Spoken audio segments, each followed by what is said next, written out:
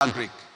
Its initial iteration began by designing a cold storage technology to curb farm produce and post-harvest losses.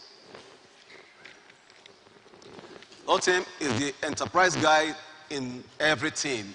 He has managed multiple software development projects that process over $1 million in annual revenue and has worked on technology development initiatives across multiple industries, including power, manufacturing, agriculture, and the oil and gas.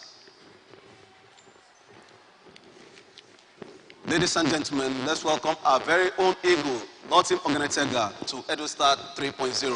Please, a round of applause for him.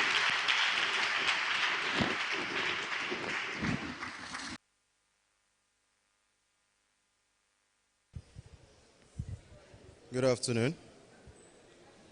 Good afternoon, everyone. I'm an Igulo. I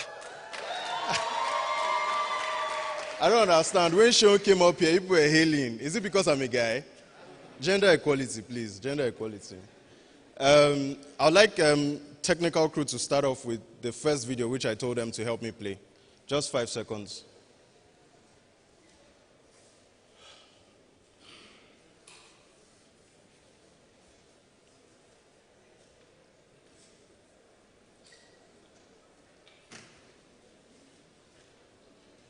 So I want to draw your attention to two things while I go in. Okay, so this is the first video. This is when I started my first project, actually. This is how it looked. Skip to the second video. Let's go to the second video.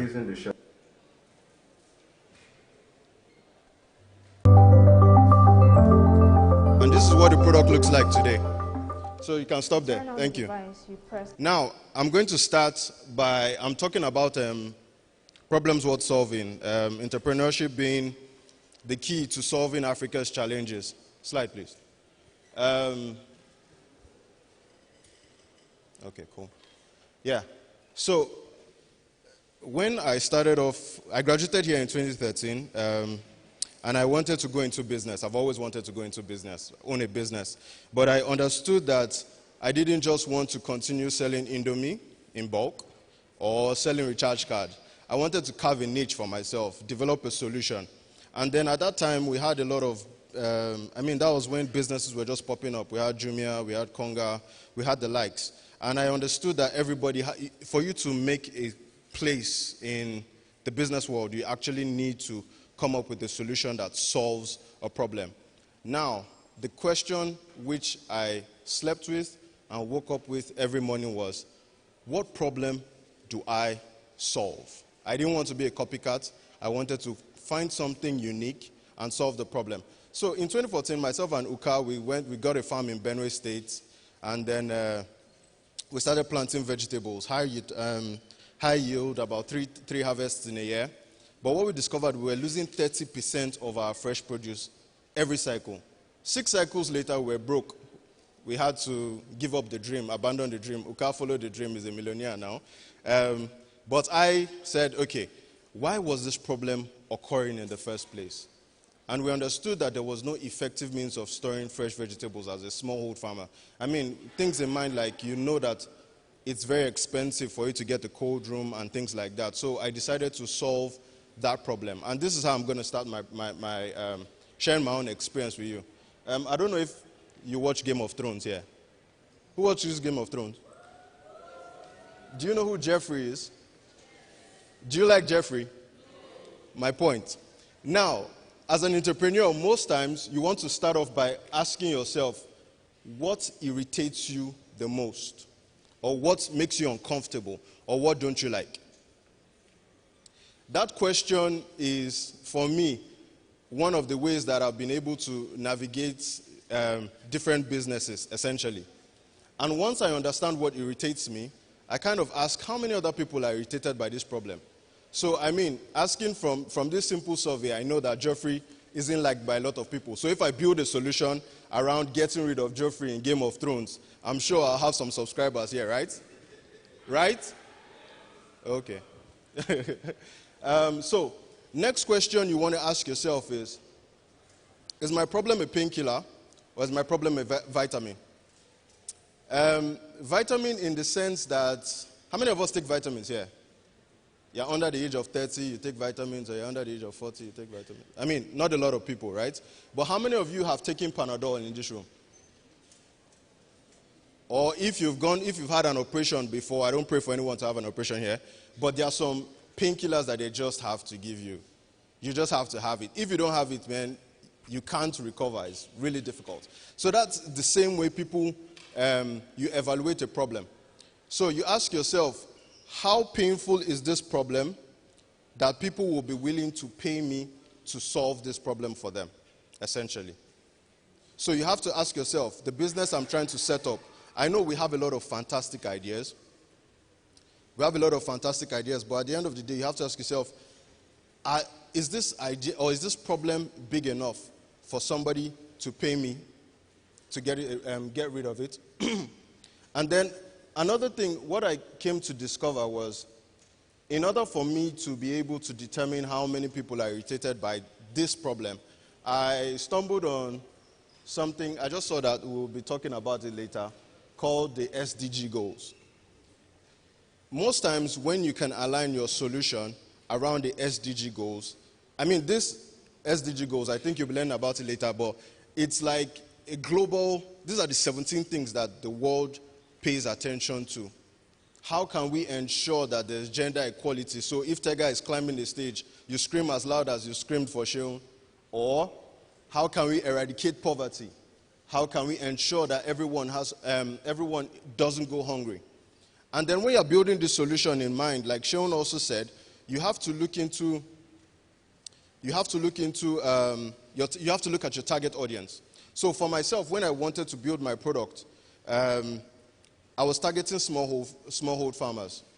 Smallhold farmers in Nigeria, if you know them, they don't have money. They essentially don't have money. So even if you build a solution, you have to think of a model that works for these smallhold farmers, essentially. Oh, sorry, this way.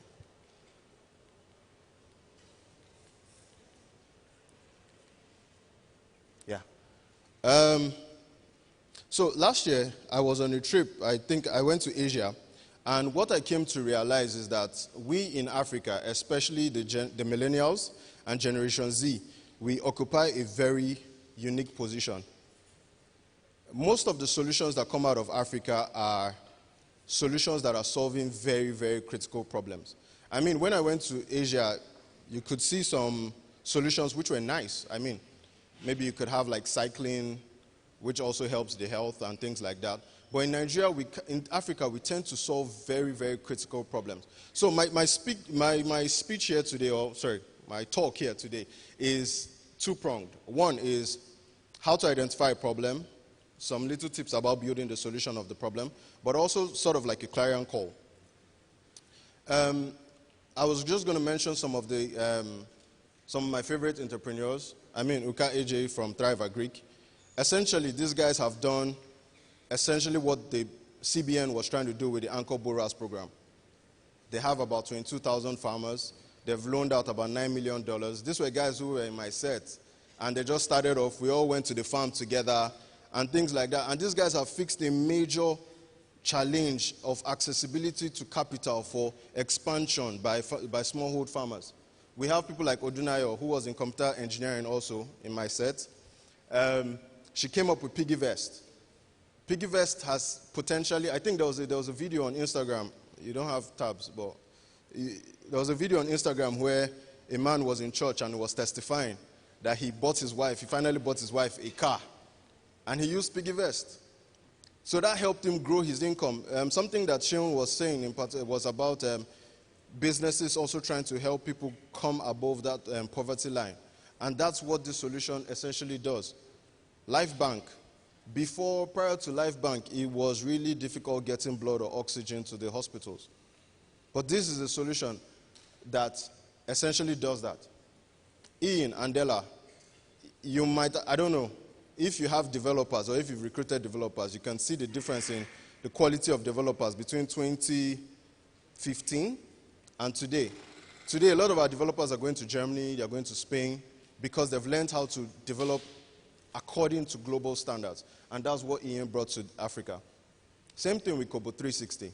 And there are a host of other businesses that essentially today solve critical infrastructural problems and open up Africa to the world. So I think that's the part for a problem worth solving. So now the second part, which I was telling you about, which is the clarion call, is what I call the big picture. I've had this conversation a couple of times, and I think I've also heard a lot about policy in my entire business life. And I think at this stage, what we have with Edustart is really, really important, because no greater time has Nigeria or Africa needed entrepreneurs. And why am I saying this? We've had a lot of bad policies, a lot of terrible policies that affect our lives. Middle, small-scale enterprises contribute to almost 75% of the new recruits. I graduated in 2013. Like Dr. Nnamdi in view. I wanted to work in an oil company, but the jobs were not there. Then, okay, let's settle for the next thing. MTN. I studied ICT. Anybody in ICT from here? Yeah. I studied ICT. Can I work in MTN? There were no jobs. So at the end of the day, what did I have to do? I had to look into learn a skill, learn a trade, and then start up my business. And today, there are a ton of these businesses around, recruiting tons of people around, and increasing people's pockets, essentially, giving them finances to bring their families out of poverty line. And like I said here, these policies are major determinants of growth, survival, sustainability, essentially. And if you have poor leadership, you generally get poor legacies. I went online yesterday and just wrote poor policies, and I got a couple of them. When they were going to levy the motorcycles, that's 5,000 naira per motorcycle that you bring in, impacting a business that is actually creating jobs for people who live below the poverty line. That's an example of in my opinion, a poor policy. You also have in Uganda now, they are making them pay about $5 to access the internet or access social media. Personally, I learned a lot of my things on YouTube. And if I was made to pay a certain amount of money, that's a barrier to entry for me, for my business, and it would generally hamper the generation that comes after me, essentially. And this is what's happening in Uganda. So I'm not just talking about Nigeria alone, I'm talking about Africa on a general scale. I thought this was a wonderful idea to phase out petrol vehicles by 2035, considering what it does to the economy. But the Senate says Nigeria will continue producing oil till Nigeria is no more. Electricity tariff, yes, this is the most recent one. I'm going to pay higher for electricity, even though I do not have electricity in the first place. And these are examples, there are a ton of examples that we can go on to provide. And this is why, and the reason why we have poor leadership, I think we were trying to have this conversation earlier, was essentially you have a lot of people living below the poverty line. It was a staggering statistic when Sharon came up here and said, before I leave, a couple of people are going to fall below the poverty line. Bringing that into context, poverty line is, I think, people who can afford $1 a day, right? Or $2 a day. $2 a day is less than 1,000 naira. How much is your food in cafeteria? So you're living a kind of life, but sorry, where's the slide? Yeah, but these are the problems that exist. And if you have a mass population that's uneducated, they're still going to keep making uneducated guesses or uneducated decisions. That is, bringing about leaders who essentially can take advantage of people who are poor. And this is why I'm saying we need to raise more entrepreneurs at this point in time. So, 2019, something happened. In total, 100 startups were able to raise a total of $1.2 billion. To put that in some context, Nigeria's budget for 2020 is around $35 billion thereabouts. So if, let's say, we could maybe make this number by 3,000 startups. If we have 3,000 startups, we'll be able to actually fund Nigeria's budget effectively. And some of these businesses, a lot of them are local businesses. We have the likes of InterSwitch that did 200 million, Andela 100, and so on and so forth. And this brings me to the end of my presentation about, and I would like to say this. This is a statistic from VC4A. It says about 76% of Nigerian small ventures are creating jobs with an average of 8.5 FTE. FTE means full-time employees per venture.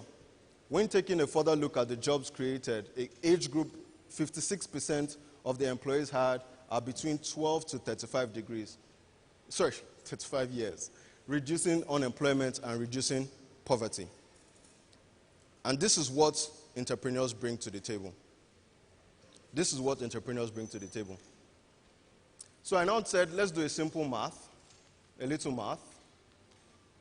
God, yes.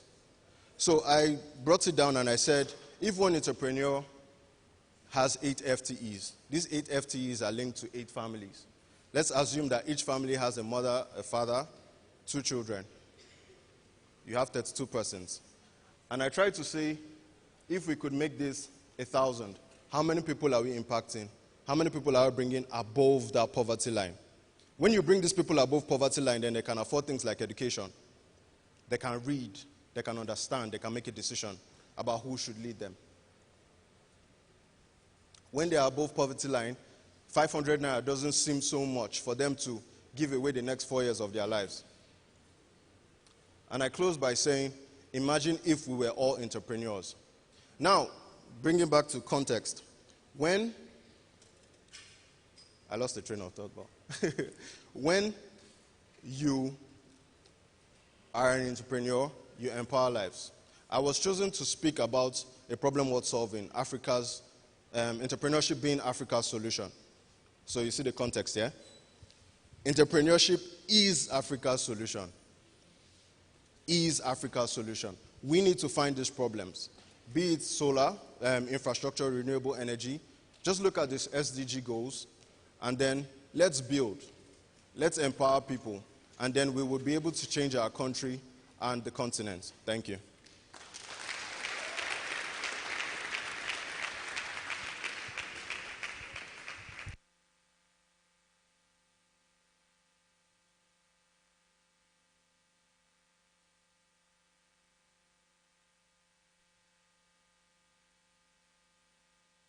I don't know if we have anybody with a question. Yes.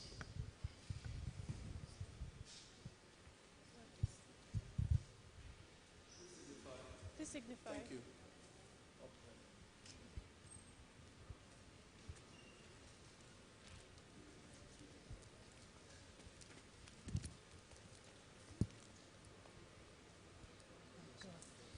Where's the person? Where's the person?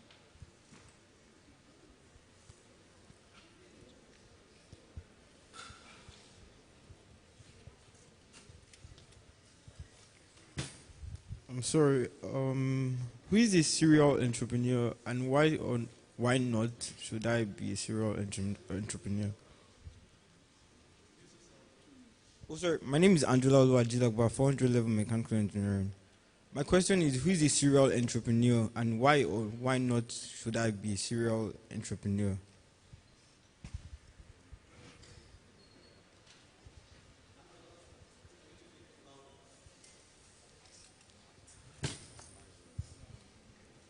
My question is, who is a serial entrepreneur, and why or why not should I be a serial entrepreneur?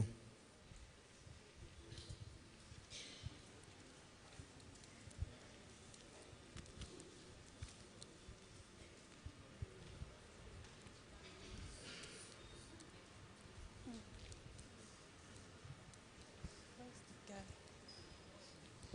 Sorry, excuse me. Thank you very much. Sir, sorry, my name is Samson. You said one of our major problems is poor education, no education. And you cited an example where the Senate refused the bill to phase out petrol using cars by 2035, I think. Now, I think, I don't know, this is not a question actually, I think it's a call to action. Should we focus on entrepreneurship as, because Mr. Anamdi said something, he said that we have, using the triple helix model, we have the government, the institutions, and the industries. Now, if the government is out, just like a triple stand, if one leg is out, the two will not be able to support the body or the object. So, do we think entrepreneurship is the solution? Because if the government is not in support of the entrepreneurs coming up, or whatever product or service they are building, then I don't think we will be able to build an inclusive and a sustainable Africa that we want, according to SDGs and according to the African Union. Thank you very much. Thank you very much, Samson. For the sake of time, question.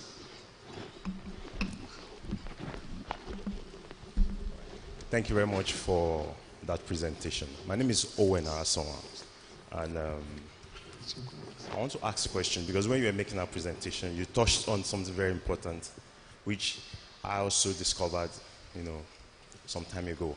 I think the greatest problem we have in this country is education. And then we have a whole lot of adults who are not educated and who cannot think properly, let me put it that way, who cannot think properly. And you actually did point that out in your presentation. So last year I decided to start I'm a consultant, I'm a chartered accountant. So I said, okay, fine, I only have one vote, but there are millions of people who are not educated, who can't think like me, so what can I do? So I started off an adult education and vocational training academy for people. And we started up our first center in a village across a river in Otta here. Now, the problem now is that's supposed to be an entrepreneurial effort, right? And I heard Mr. Onamdi say today, you must concentrate on your core business, or you must have a core business before you talk of other businesses. Now, the question is, we started a center, we rented a whole building for a vocational training and adult center for adults. People started coming, but the problem is they're not willing to pay for it. So what do you do as an entrepreneur? Thank you very much. Ogene. Thank you. Okay, I didn't get a lot of questions around the problem itself. Who's a serial entrepreneur? I'm not the best when it comes to definition, but I think most times we define them as somebody who runs multiple businesses. I may be wrong, but you consult the dictionary. Why should you or why shouldn't you be one? I mean, it's up to you, your capacity, your strength. If you feel you can do multiple things, and I mean, it's up to you essentially. There are a lot of businessmen who own multiple businesses, so it depends on your capacity. So if you feel you can, then you can. If you can't, I mean, like they always say, the only person stopping you is you, right? So you can. Samson said poor education. The question was, oh yes. So if government is out, okay. So I'll just try to be. I'm trying to be candid, but also trying to be cautious. The truth of the matter is this: there's a certain way. If you don't have enough strength to pull somebody into a conversation, it's really difficult. And for me, what I've come to discover is, if you have a problem with government, what do? Sometimes people take placards and go to Aso Rock, sit down there for 3 days, and nothing is done. But the problem, what I have come to discover, and I may be wrong, is poverty is a very big problem. You've seen a senator where they said he slapped somebody, and the next day people carried placards on the road to support that senator as a man of peace. What would do that? Who would do that in their right minds? Do you get what I'm saying? So I feel that entrepreneurship, if we have more people running businesses, more people employing people, getting more people off the streets, then they are less prone. Do you understand what I'm saying? So you don't have tools anymore to push, to cause riots, to cause problems. Therefore, they have to find another means. The other means will be to come to the table and discuss with a new superpower, which will be you. Then the next question about your business. I applaud your effort. Yes, I applaud your effort. So the thing is, I know those sort of organizations are very difficult to get people to pay for, especially people who don't know they need help, right? I mean, they are fine with the fact that every election somebody comes and distributes 500 naira and they get food and see you next 4 years, right? See you 2023, and then they screw up their children's lives. I mean, those people are fine, but I think we have NGOs who are willing to support such efforts, and they are the ones that usually fund those kind of efforts at the end of the day. Because, like I keep saying, in Nigeria, our problems are deeply rooted. They are deeply rooted, especially in poverty. You know, think about it. What they call this thing in business studies, alternatives. What's it called? Something cost. Opportunity cost. The opportunity cost for me paying 500 naira to learn, to be educated, or 500 naira for me to eat and see tomorrow, see the light of tomorrow.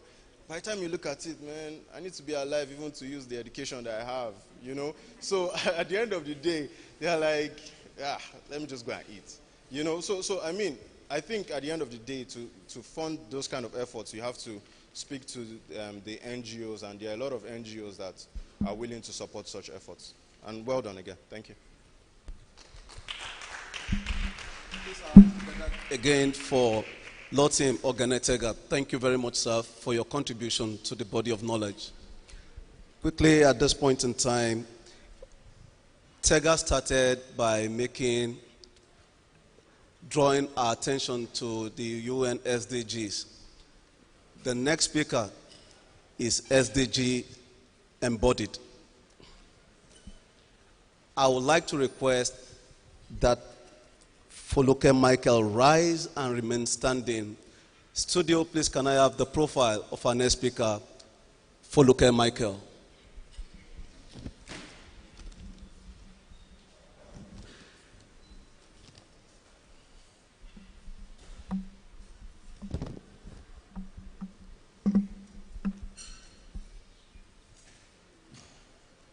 Foluke Michael is a project management consultant and SDGs implementer. She graduated with MSc in project management at the University of Salford, Manchester, United Kingdom. She is the CEO/project director of Creative Youth Community Development Initiative and Creative Youth Initiative Against Corruption.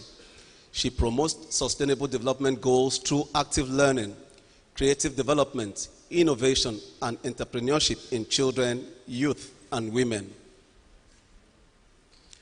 Foluke won the 2018 UN SDG Award Innovator in Bonn, Germany at the Global Festival of Action for Sustainable Development organized by United Nations SDG Action Campaign. Foluke was recently listed among 2018 Global People Fellows by the Global People Summit. In 2018, she founded Innocrativa Youth Hub to promote, sustain, inclusive, and sustainable economic growth through the development of creativity, innovation, and entrepreneurship in youth in tertiary institutions to empower them for productive employment and viable self-employment. She also designs and manages communication strategies, training facilitation, project finance, and coordination in different national and international organizations. She coordinated Lagos Black Heritage Festival, Vision of the Child, and Lagos at 50 celebration under the supervision of the 1986 Nobel Laureate in Literature, Professor Wole Soyinka. Foluke is a lover of creativity and innovation. She helps children and youth to develop their God-given talents as she promotes and prepares them to lead positive changes in the future. Foluke is a lover of our country, Nigeria, with a strong passion to seeing sustainable development in Nigeria. Ladies and gentlemen, let's welcome our very own Foluke Michael to the Edustart Global Conference 2020.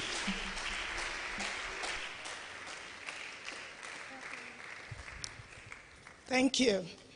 So good to be back here in Covenant University. Today is not a great day for speeches. I'm just going to spur everybody to action if you're ready. So let's make this house a bit interactive and lively, because you can't learn when you're all in your classroom. Today we're here to make something happen. Just before I go into the slides, after the award I won the award in Germany. It was about 760 organizations in the world from 126 nations in 7 continents. You can imagine. Then I gave a speech and I indicated how corrupt my country is and how we youth can make a change. And when I was asked to give my takeaway, I told the audience, this is what is now pushing me. I'm going to go back to Africa, create a movement that would change my country and Africa at large. When you speak, please, and you are under that United Nations screen, you are not just speaking to your country. You are speaking to the world. Don't ever say what you don't mean. That is your takeaway. Be sure that you have the capacity against all odds. In 2018, same year, I won an award in the University of Salford, their most prestigious award for being innovative, and they want me to come back to the university and empower students in Manchester. Then I look back and I said, I've not even done so much back home. What do I need to do differently? I really want to create this movement, okay? Movement that will change the world. And then I was invited to United Nations last year again, and I spoke. And because I've been recorded, whatever I have to do must fall in line with my former promise. Now, you know what I did differently? I got back, and I said to myself, I don't want to be called ex-UN award winner. I want to win award in EU for doing what is visible. And if I'm going to create a movement that will topple the government, an activist on one end, then we need to build powerful young people that by 2037, our students will take over Aso Rock. People with integrity. People with, I'm not talking about, you're going to be leaving your various institutions to work for Nigeria as sacrifice. Imagine Mr. Nnamdi being called to go and be a minister. He will think and think and think because it's business and all of that. So when he's doing that, he's actually sacrificing his time. This is the kind of youth we're looking to build. And that brings me to solution 17. So I sat down and I said, there's need for me to build a solution that will resonate not only in Nigeria, but all over the world. I'm not going to tell you the process today. Fast forward. Solution 17 was actually launched that same year, December 2018. By April of 2019, I don't have time, I would have shown you, it's on the internet. Solution 17 was listed on United Nations website again as a good practice, successful breakthrough, an inspiring story to help galvanize the achievement of SDG globally. I was not done. By June of that same year, UNODC has put up our education materials in Austria to help students all over the world to learn on our model. Then I got challenged. What is still happening in my country? So, having reworked the model, I created Solution 17 for Sustainable Development Goals. That is, putting the entire goal that was shown to us by the last speaker together to solve one problem per time. Today, Solution 17 is in the US. It's going to be launched for young entrepreneurs in another 2 weeks. It's going to be launched in university in Spain by first week in February. UNICEF has just used the model to teach young children. I mean, it's all over the internet. Solution 17 has gone to Niger State to help the farmers. Solution 17 hasn't done much. We're still on our 1%. So I still have 99% work to do. Let's go back. You need to teach me how to use this. Okay, I think I've gotten that. Please don't be bothered about all of these statistics. I have to pull this up to inspire action. Let's concentrate on our Nigeria. Unemployment rate. I'm sure you know within yourself that we don't have good data system. So if whatever we can gather, I mean, as of today, I've not been able to do my national ID. You know what it is? The queue and all of that. So they don't have reliable data. But as unreliable as our data is, this is our situation. Let's, you've seen all of these. You could take pictures just for you to know what's going on all around the world. Just last year, sir, I was invited to Switzerland to speak. And for the first time, I understand the value of education. When I got there, I saw that I was the only young speaker among about 7 professors. I didn't know what I was going to say again. And then they told us that the Swiss government invests heavily in education and research. Do you know, can you guess what drives the economy of Switzerland? Who can guess? Just a guess. Anybody? I want you to say it loud. Education and research. The more they pump money, the more they make your brain to work. The more you bring idea. The idea is powered by the government, sponsored by the government. Companies are created, and you have lines of entrepreneurs. So if you are a citizen of Switzerland today, and you don't have a job, government gives you about 1,000 plus that enable you to rent. You don't rent 3-bedroom, okay? Just an apartment, and give you food until you get a job. And what happens next? You come off the social benefits. Look at where we are. This is what one government, I don't talk about government because they have failed. And they will continue to fail. You know why? Because the leaders that will rule these countries, they don't have time for vote buying. They don't have time for all of this politicking. All they want to do is to come and help Nigeria. And they will never let them get there. Because of what? The power politics. But like I tell you, by the grace of God, 2037, it will change. Even if you don't say amen, it is written and it's going to happen. So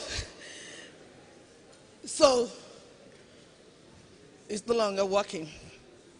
All right. So look at opportunity. I just want you to see why you need to go back and think. Nigeria is one of the most densely populated countries in Africa. Opportunity. Largest population in Africa. No electricity. Minus Covenant University. No electricity. No water. 7th largest population in the world. It's ringing bell. Youth population, 15 to 25, over 19%. The other one, this, and by 2030, look at the prediction of number of youth in Africa will increase by 42%. Nigeria is most populous country in Africa with one of the largest population of youth in the world. And you're telling me there is no money. Let's go further. Now, what is our strength? The strength of this nation is the population of our youth. Very large. Our weakness. If there is anything this country needs to work on today, from this moment, is education. I graduated in 1996 as a civil engineer. 1997, I was somewhere in the world, and I was seeing building going down. I mean, you know what it is? They were building down. I mean, I'm describing it the way I saw it. And I'm like, how can building be going down? How can they be building on the ground? I was curious. So I was looking for an answer. They told me that, oh my God, all those engineering design that we were doing in those days, my father must have used those books. I don't know who is familiar with Smith in those days. Those ingredients we're getting in design, -1, -3, -4, are actually building on the ground. I never knew, and I graduated. So I never had education.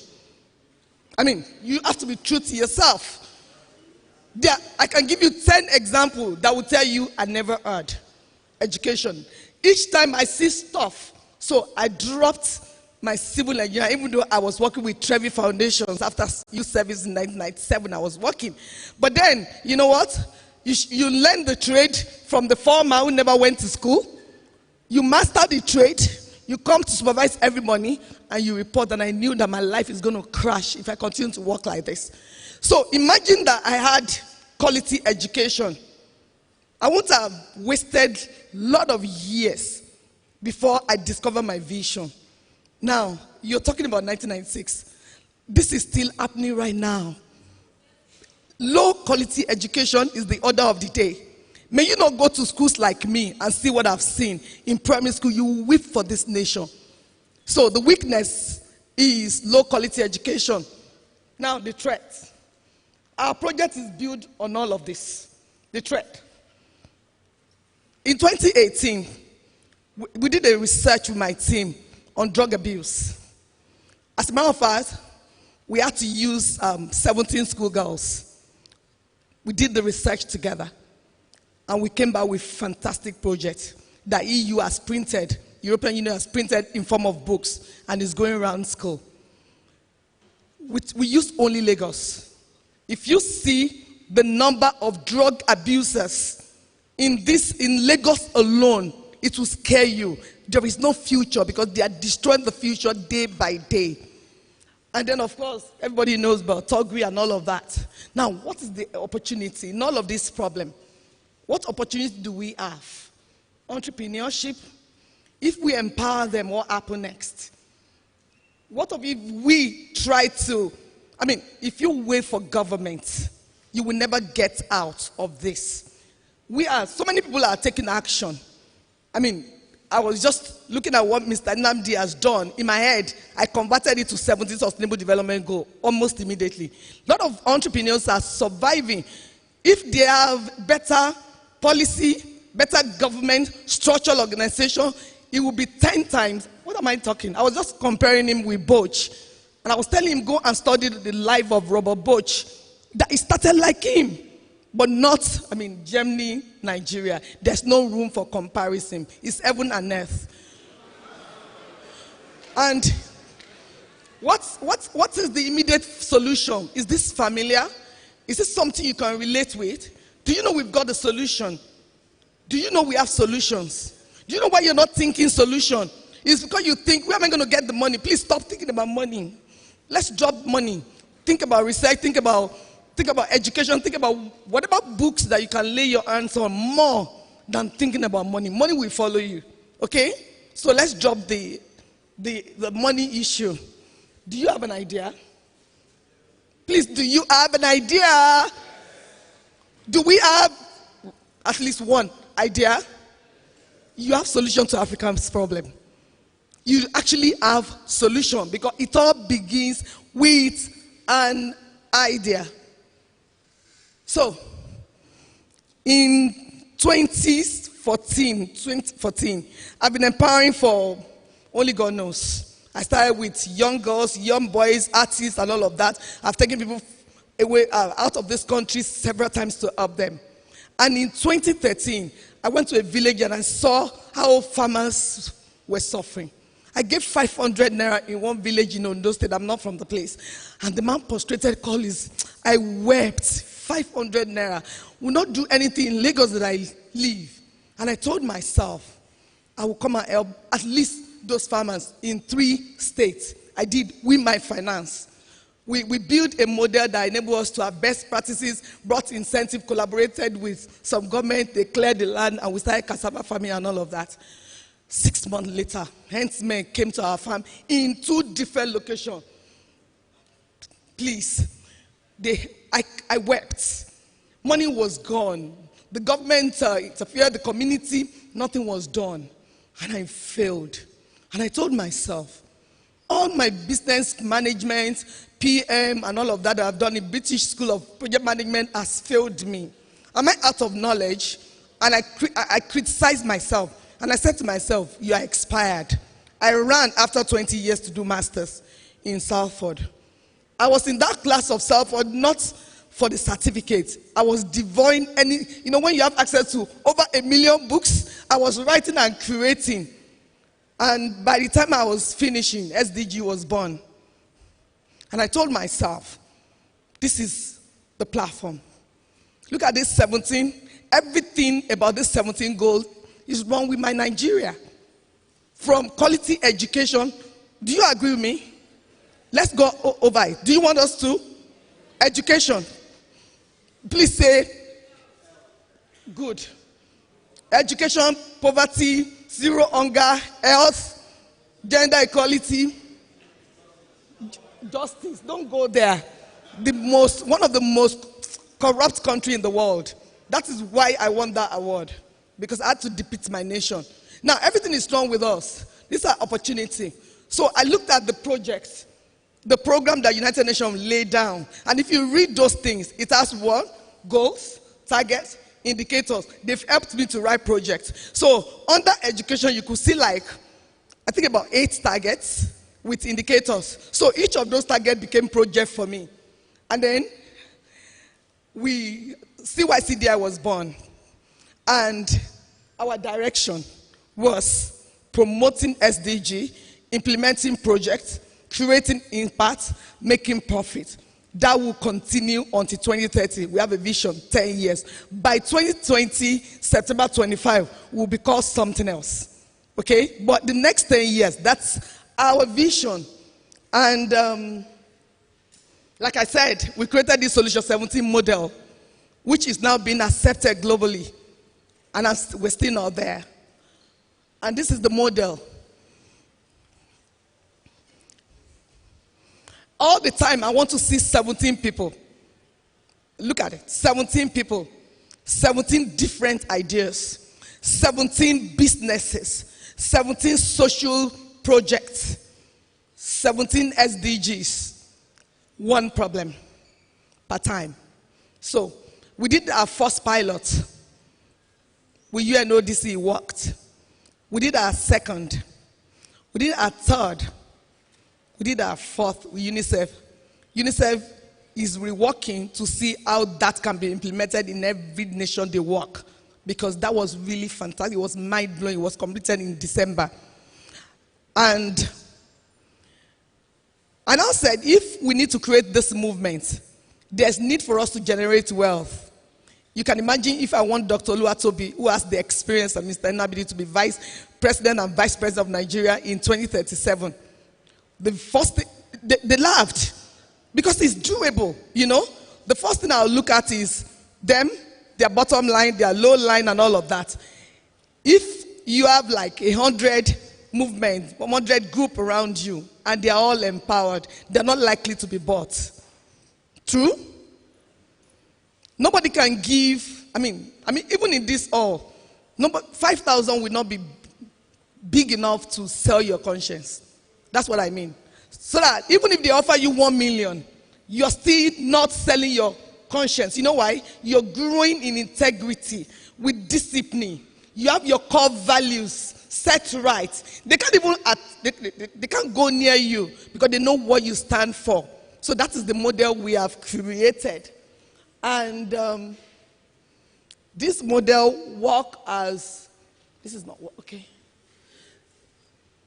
This model, having seen that we need to create wealth, we launched this model again for entrepreneurs in July 2019.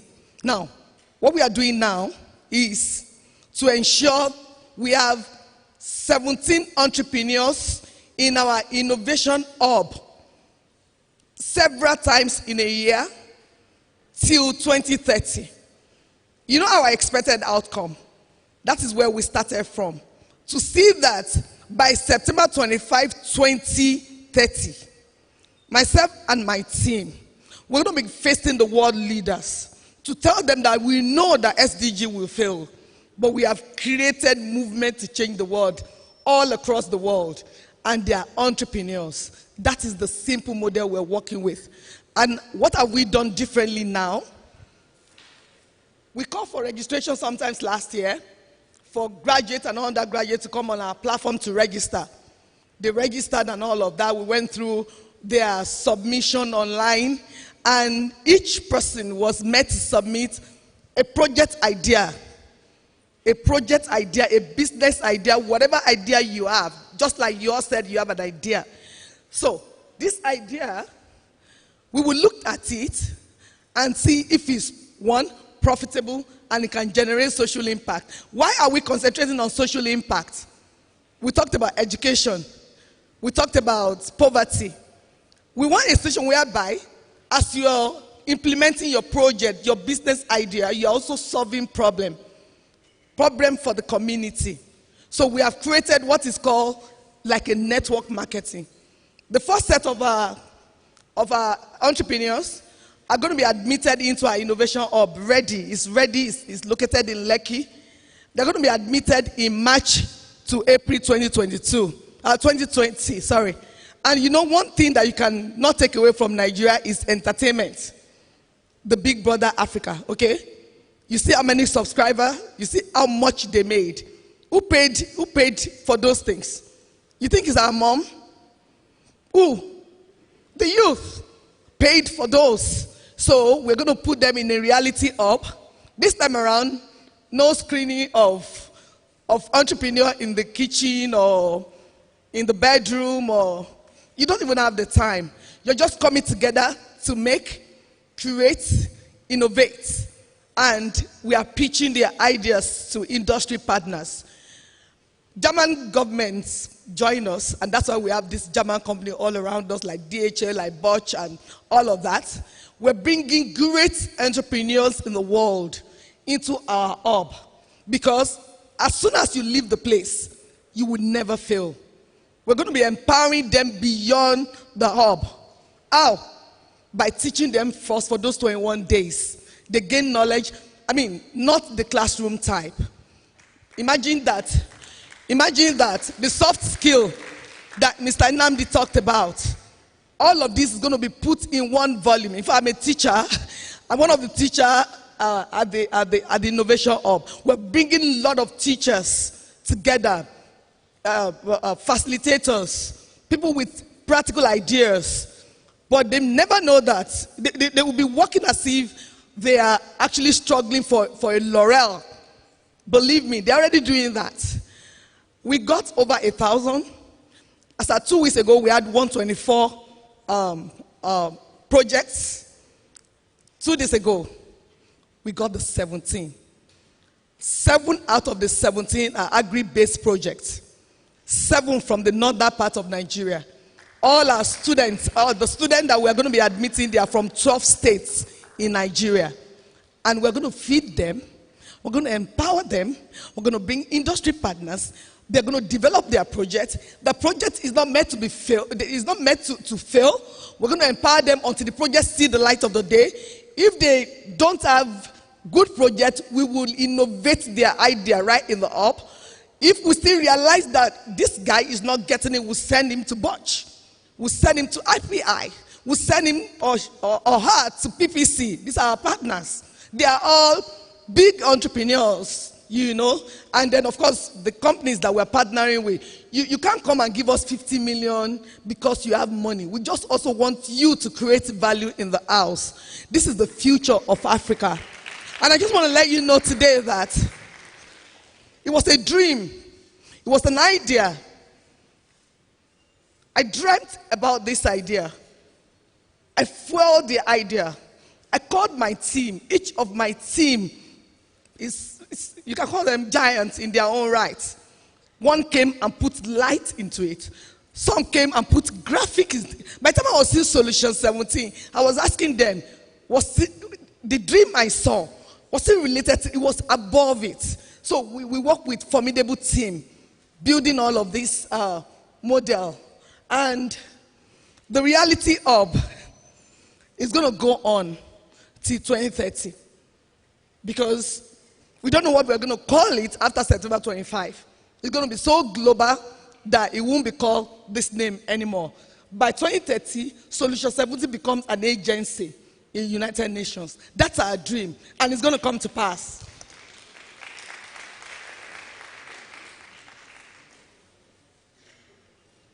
Now, without going through all of these texts, what do we want to see? I'll give, if you have a calculator, bring it out. I want you to calculate what we would like to see, and I'm sure you will see business very soon. Apart from the fact that we're developing those businesses, apart from the fact that they are going to be they are going to be given money, it will be called grant. But that grant, you have to submit certificate of completion at every stage of your project to our bankers. The money is not going to be given by me or my team. The money is just going to be somewhere in the bank. If you don't deserve 100,000, they will not give you. They must have seen how far, because we don't want you to fail. You are our success story. So you must not fail.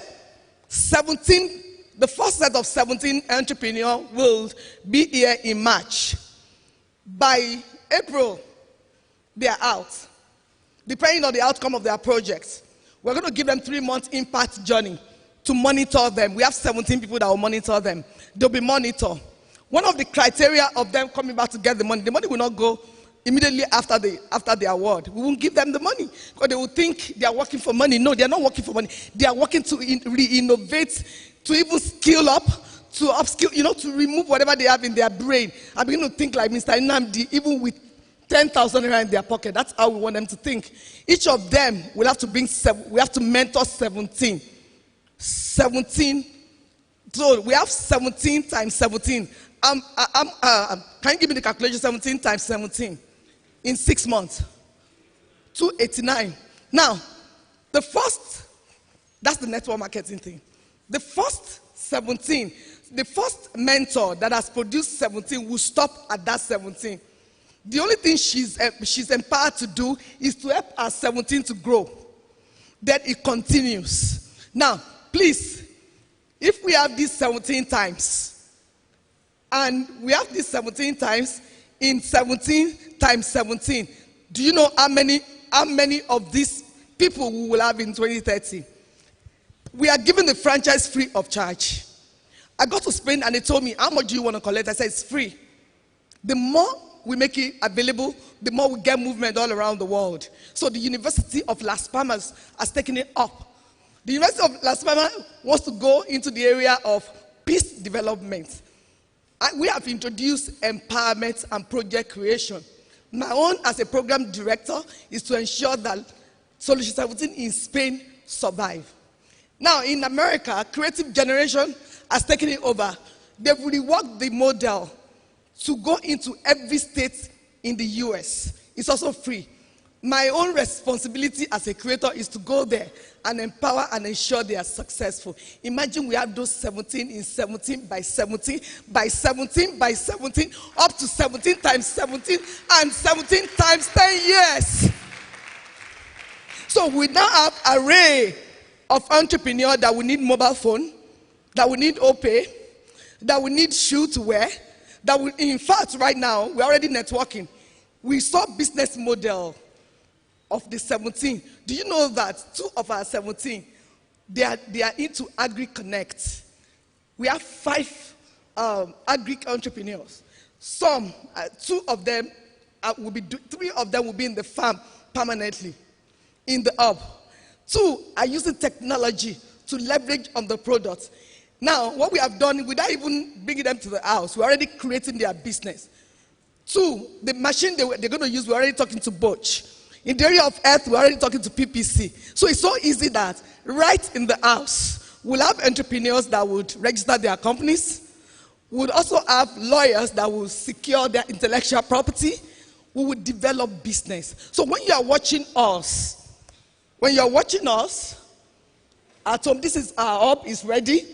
It's located in Lekki right now. We have everything set and we're good to go.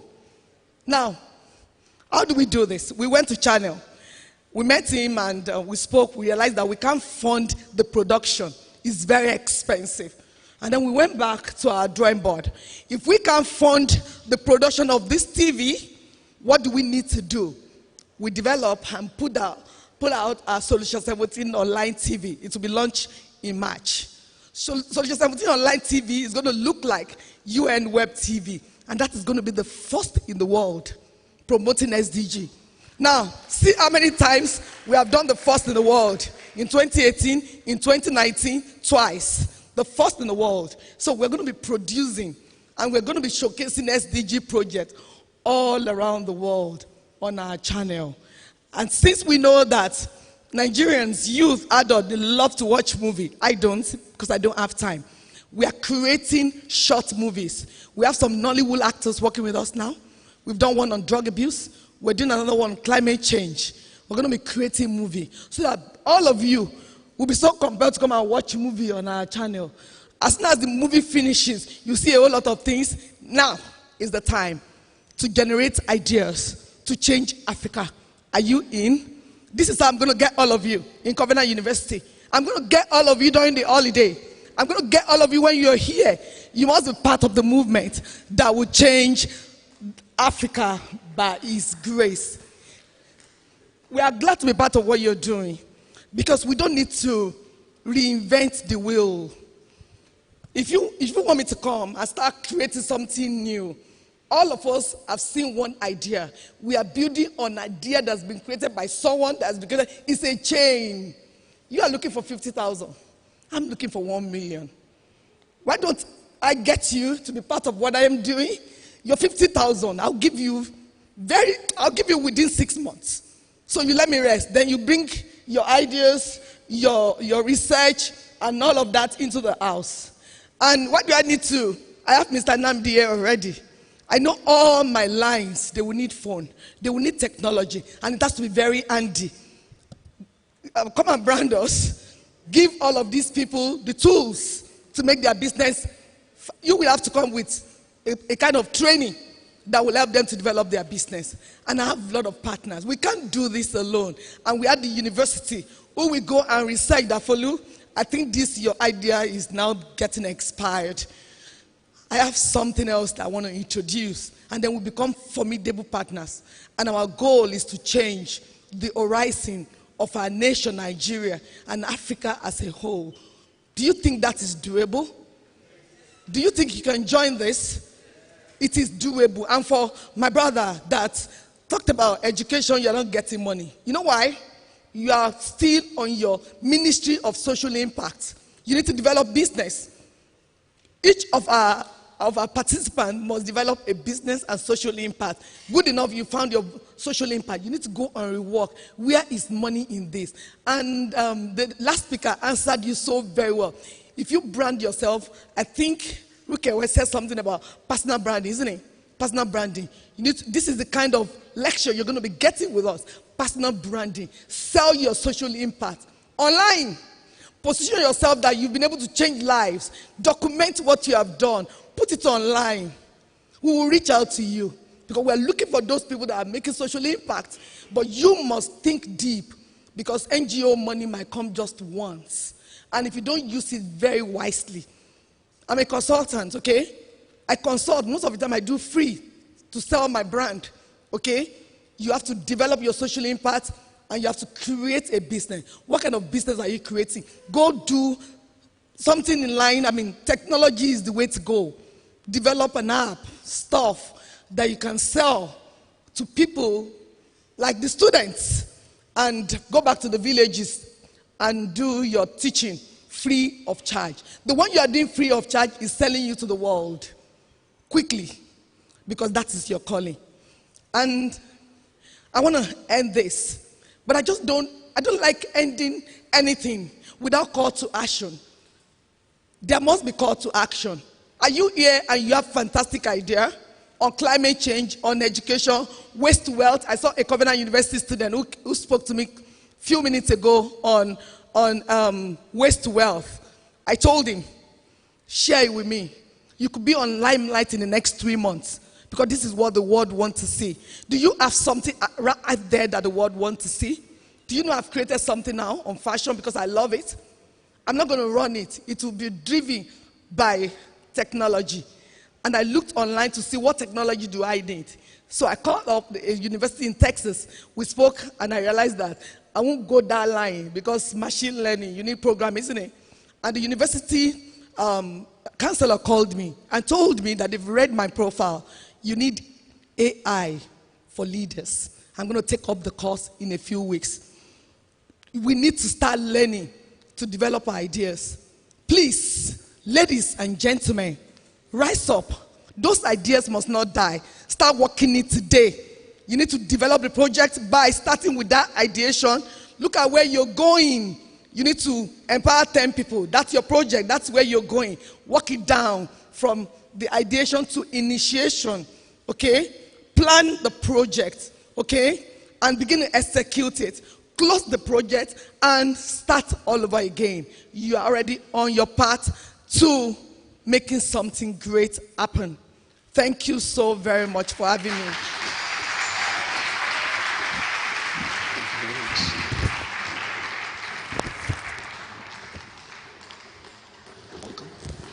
Please, can we put our hands together again for Poduke Michael? I told you she's SDG embodied. Give her 2 hours and she will continue as long as it's on the subject of sustainable development goals. Thank you very much, Ma. That was very impactful.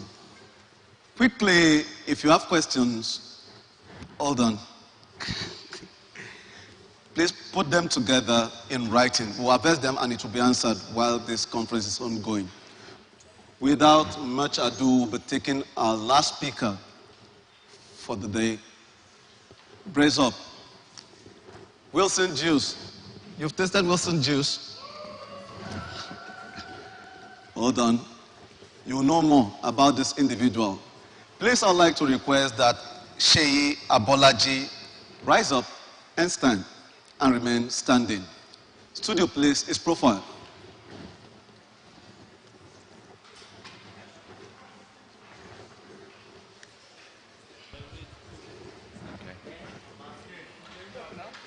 Where's the profile? I don't know what I'm reading. What am I reading wrong? Yeah. Out now, go out now. Where is it?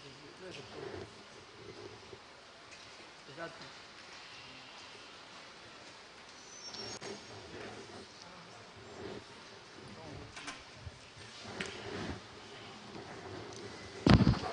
Studio.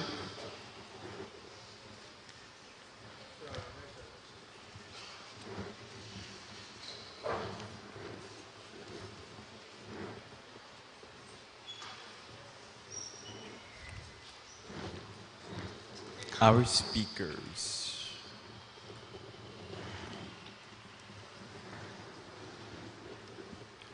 Sheyi Abolaji. Sheyi Abolaji is a graduate of Stanford University and entrepreneur par excellence and co-founder CEO of Wilson's Juice Company Limited, makers of Wilson's Lemonade. What Sheyi started with only 2,000 naira in a small university kiosk has grown to become Nigeria's premier not-from-concentrate juice company. Their flagship lemonade can be found in retail outlets such as ShopRite, Spar, Park and Shop, and Game nationwide. Dana Airlines proudly serves Wilson's and restaurant chains such as Sweet Sensations, Barcella's, and Big Treat serve Wilson's.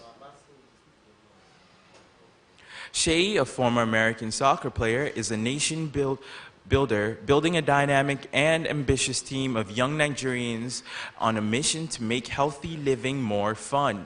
Convenient and absolutely delicious, Sheyi's action-oriented approach to life and business has created a start now, create better culture that is rapidly propelling Wilson's into a globally relevant brand.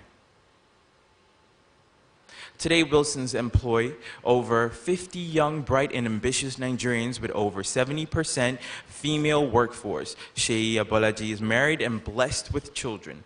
Ladies and gentlemen, let's welcome our speaker, Sheyi Abolaji, to the Edustart Global Conference 2020. Good afternoon.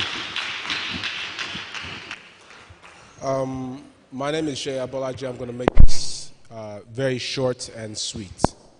I count this a privilege. I count this an honor to be here. I appreciate the opportunity. I've learned a lot listening to the former presenters. My objective now at this point in time is just to say, how do we create more opportunities through entrepreneurship? And what I want to communicate, some things I've learned recently is to be an entrepreneur is a mindset. Entrepreneurship is not about owning a business or running a business. Entrepreneurship is about seeing opportunities where other people see problems. Entrepreneurship is about creating value. So, there's no pride in saying I'm the CEO, I'm a founder, I'm an entrepreneur. We need to get that out of our minds.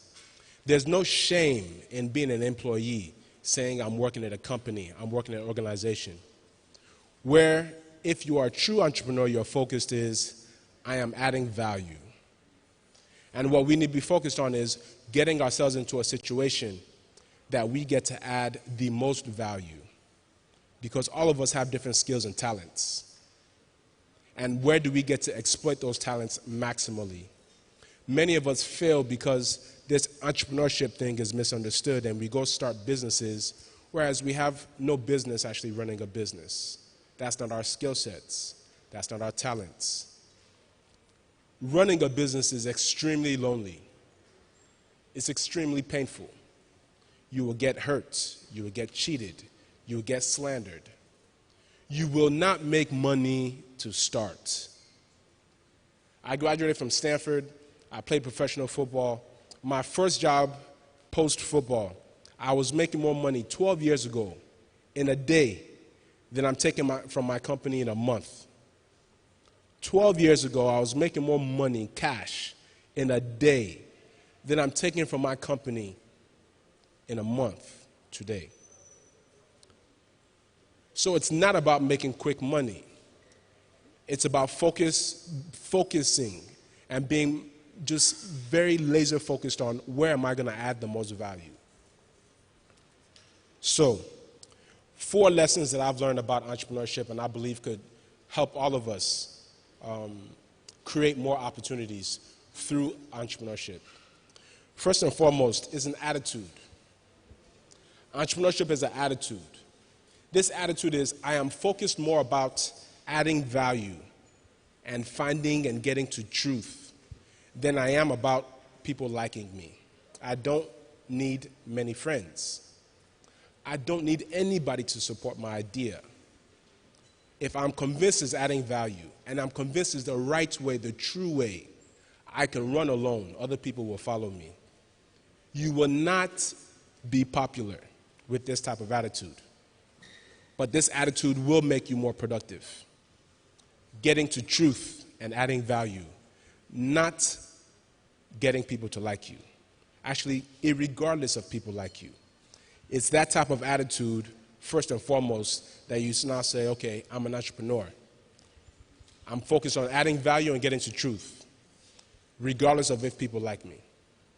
That's the attitude of an entrepreneur. Second, understanding what education is.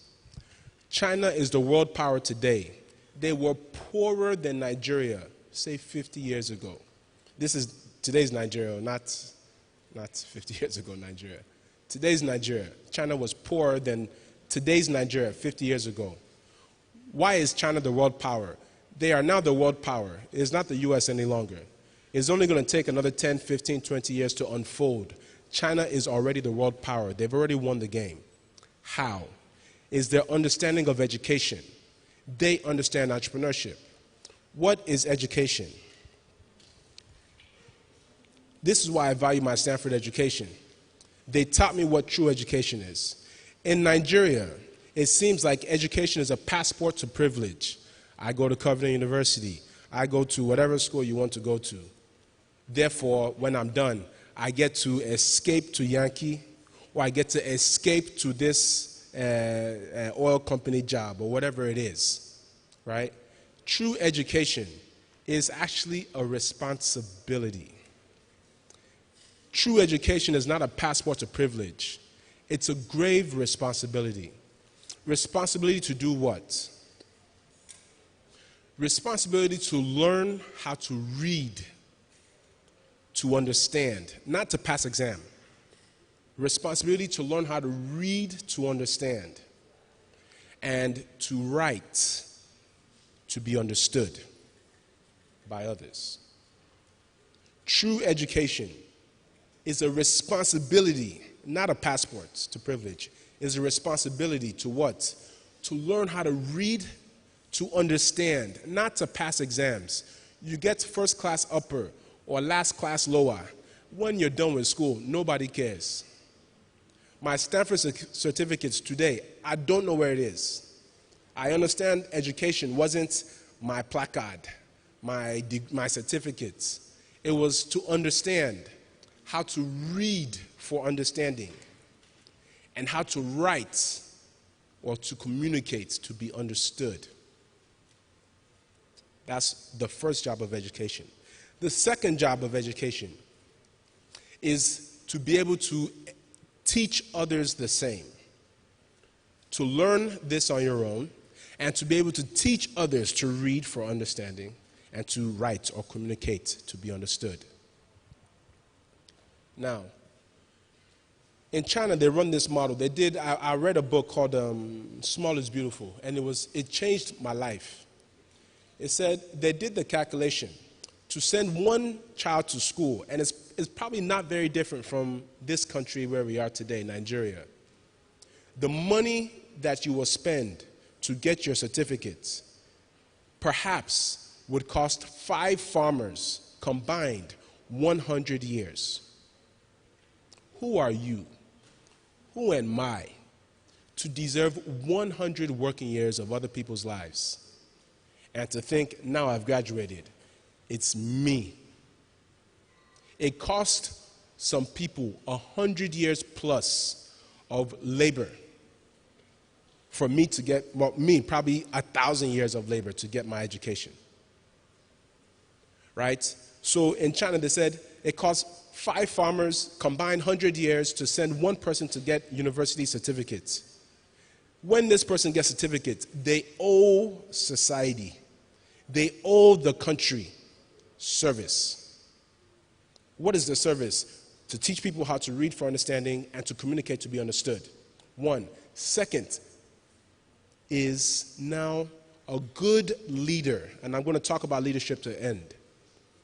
A good leader can lead up to from 50 to 100 people.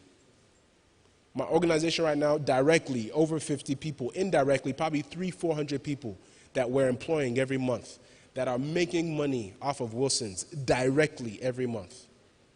Now, a good leader can lead 50 to 100 people.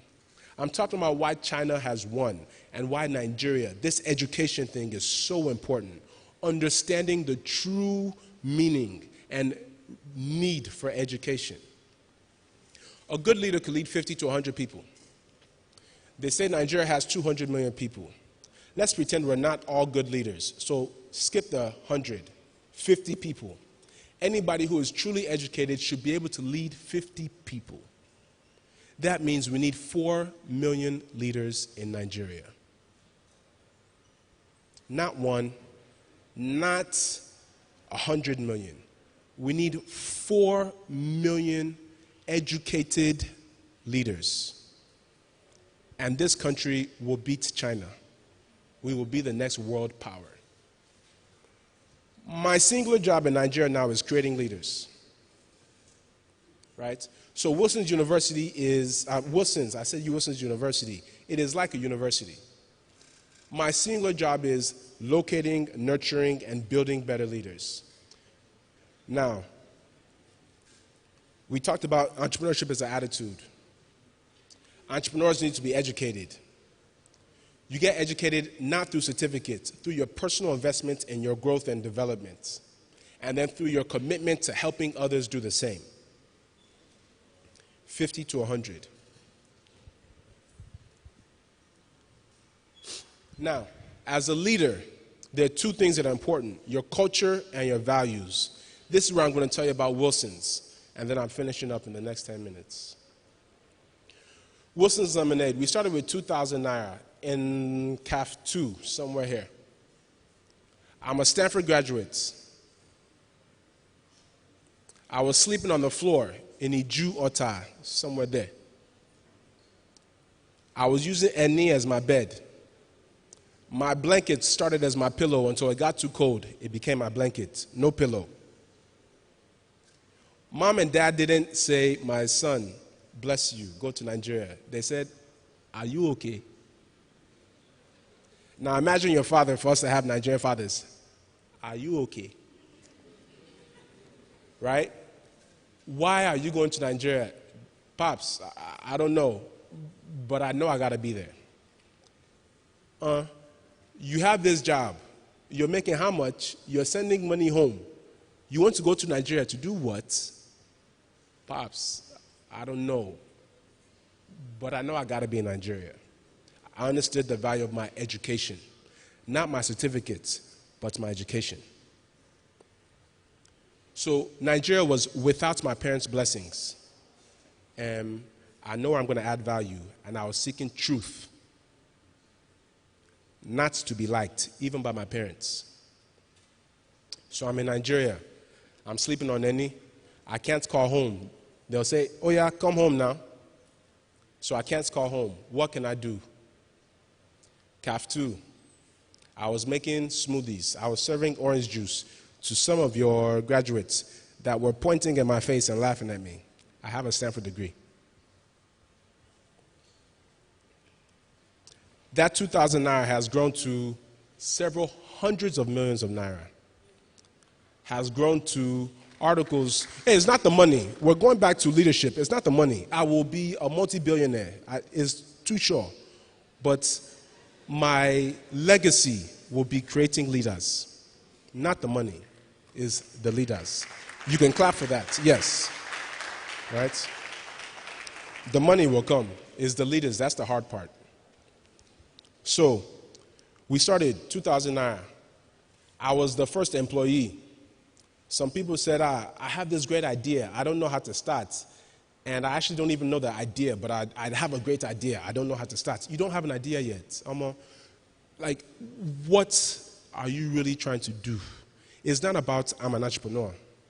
It's not about I'm running a business. It's not important.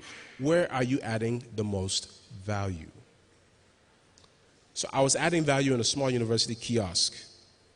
Students thought I was serving orange juice and making smoothies. I was building a business to create better leaders. That's all that was in my head. This lemonade is one of the fruits of these efforts. It's just a result. It's not the cause. It's not the real objective. It's creating leaders. From 2000 naira, we employed one person. We employed 5 people. We employed 11 people. We were encouraged to go get NAFDAC. It was a painful process. But there's this thing about agidi. Agidi. When I was young, my mother would say, agidi etipoju, right? You're too stubborn. But do you know what agidi really means? You can endure failure.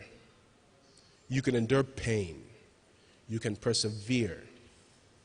There's a bad agidi, you don't listen.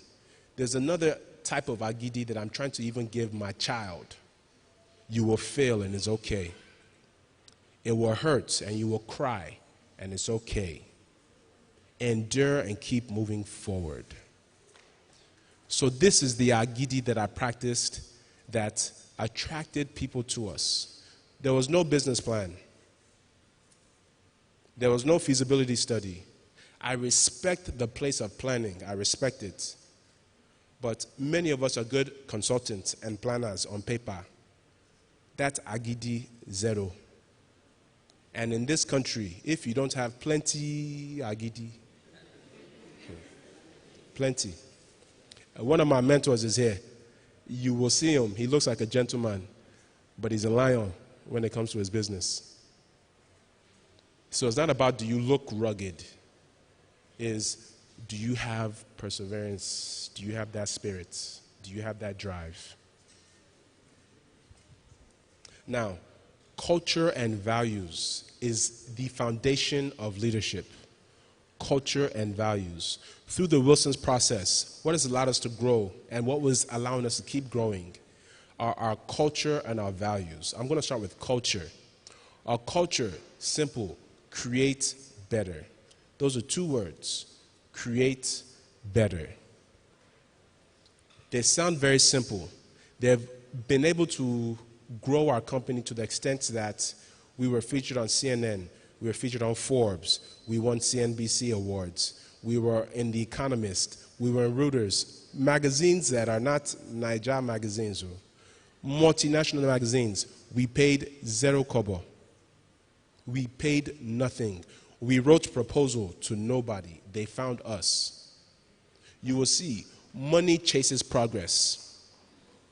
Money chases progress, right? So, culture and values. Culture, create better.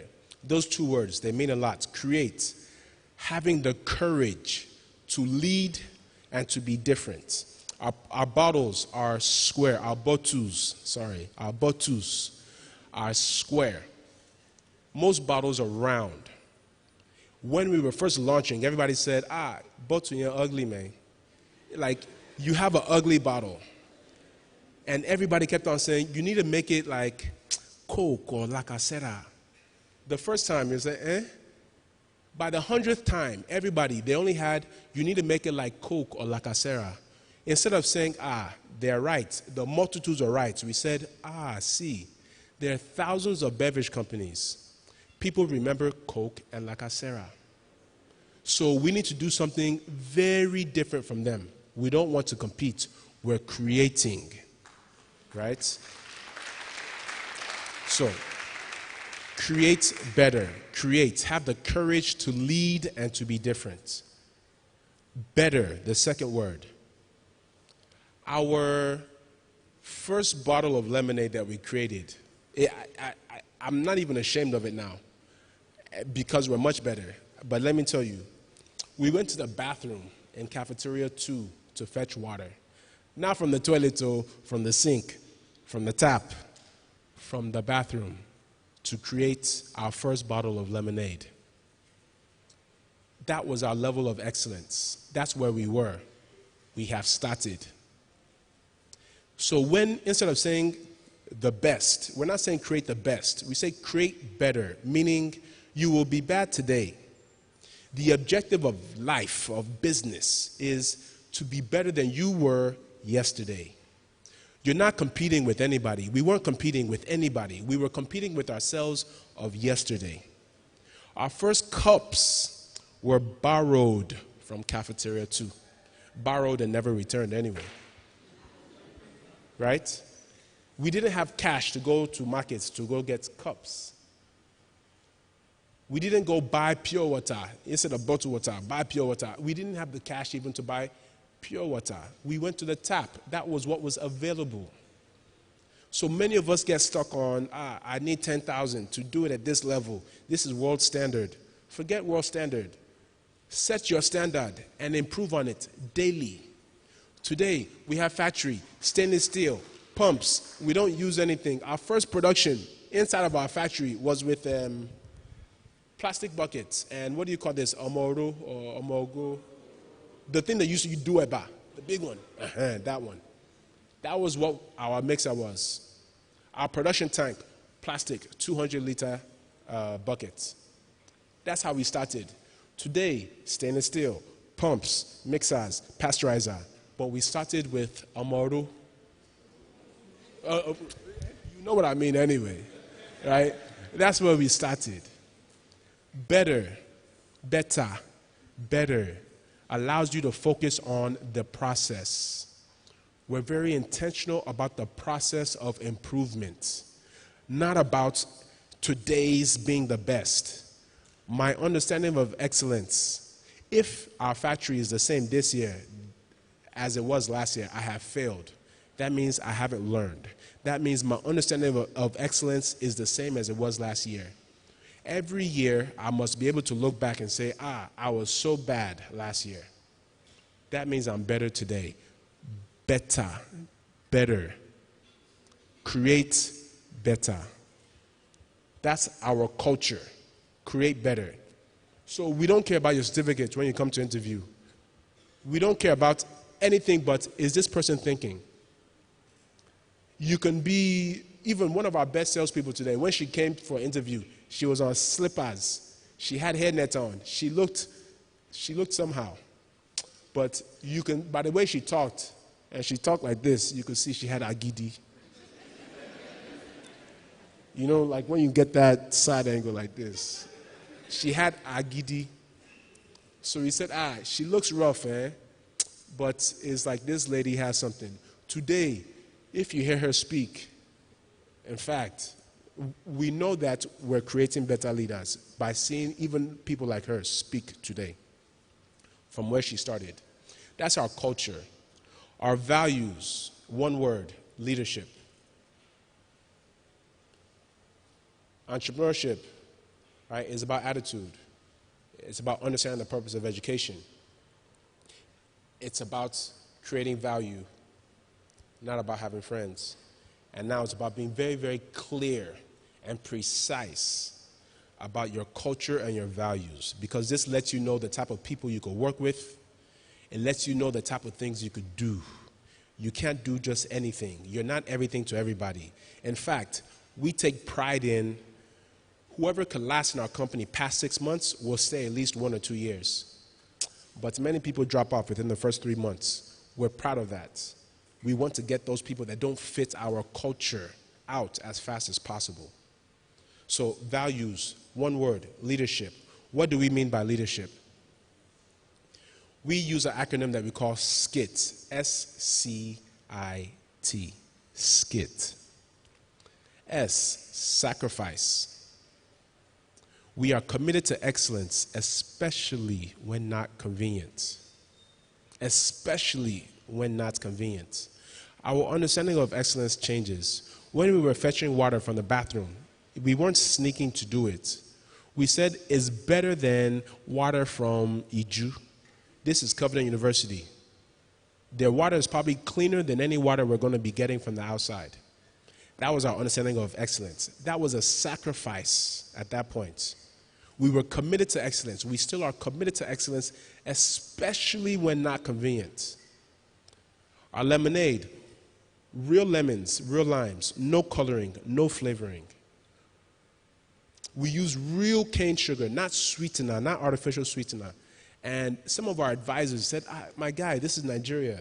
People don't care about all that. Put some flavoring, Jare, put some coloring, reduce your costs. Especially when not convenient. Especially when it's not convenient. Committing to excellence. Sacrifice. C, creativity. Again, that's create, right? Having the courage to lead and to be different. What makes you valuable is how you are different, not copying anybody. Your value is in where you are different. Your value is in where you are different. Be courageous about how you are different. Don't be scared of being different. Your value lies in your difference. That's creativity. By far the most important. I was tingling when you were talking about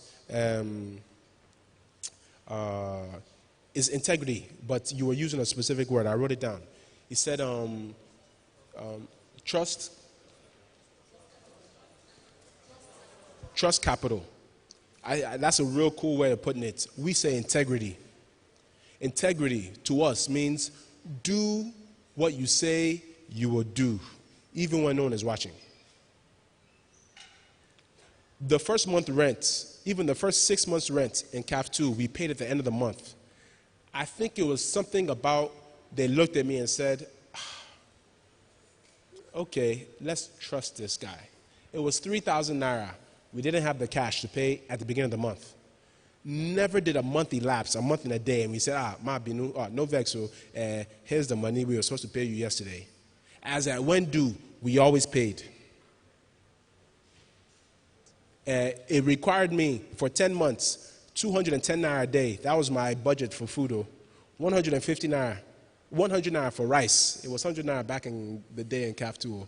50 naira fish. And then Mota Gold. Not even Mota Guinness. So Mota Gold, 60 naira. That was my budget. 10 months.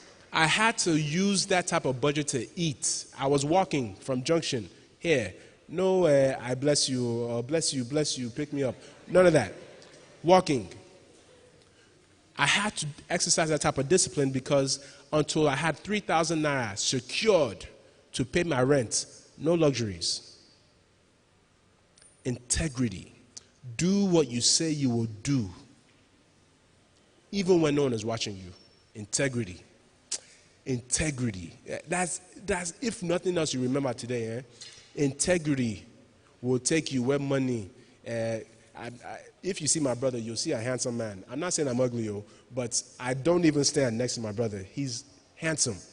But integrity, where money, where looks, where grammar can't take you, integrity will take you far. Integrity. That's the most important part of our values. Integrity. I can say that 100 times and I won't tire. Integrity.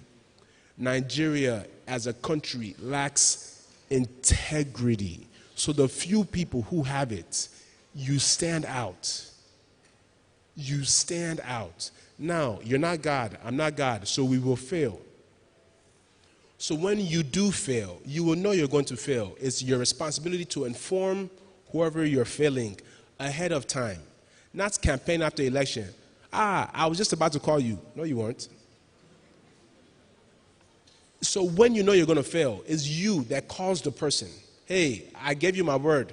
I was going to do this. I'm sorry, I'm going to fail. So integrity isn't being perfect. But integrity is doing what you say you're going to do. Right? Even though no one is watching. And when you will fail, is your responsibility to inform the person you're going to fail. And then finally, teamwork. By teamwork, we say, we consciously choose to work together and expect each member of this team to do their parts to help us win. We consciously work together and expect each member of the team to do their part to help us win. We're not playing a game just to play. We're playing to win. We're playing to win. We consciously choose to work together. You won't like everybody every day. There are many days. There's people in our organization I don't like personally. I don't like them. But they're adding value. They're helping our team win. So they're part of the organization. We consciously choose to work together and expect each member, I cannot carry your load. Everybody has to carry load in our company. There's no free ride. Everybody has to be adding value and commit to winning. So I'm over now 2 minutes. Just in summary, there's no pride in being an entrepreneur, i.e. CEO, founder, anything like that. There's no shame in being an employee. Focus on where you add the most value, 1. 2, entrepreneurship is a mindset, is an attitude, right? Commitment to adding value and seeking truth over being liked.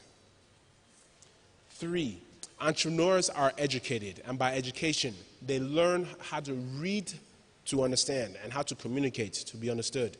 And they're committed to helping others do the same, right? And then as an entrepreneur, that means you're a leader. As a leader, you have to have very clear culture and values. Very clear and precise culture and values. So I thank you for the opportunity. I hope somebody found it useful or helpful in any way. I appreciate you. Thank you very much.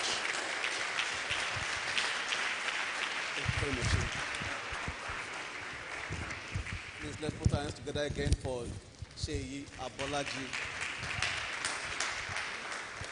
Thank you very much, Seyi. Wow.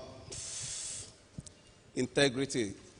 That's a recurring theme in the course of this conference, and I think it is important that we start asking ourselves that asking question.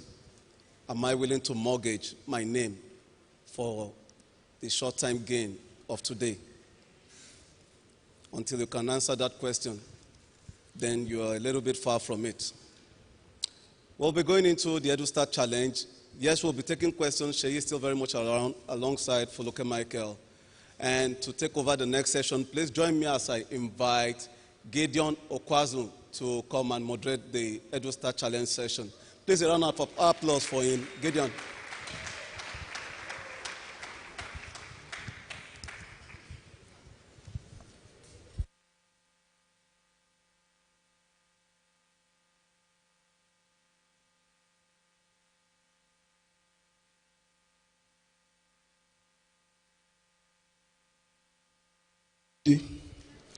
It's such a great privilege to be here. Thank you so much for waiting this long. We're about to enter into the main session for today.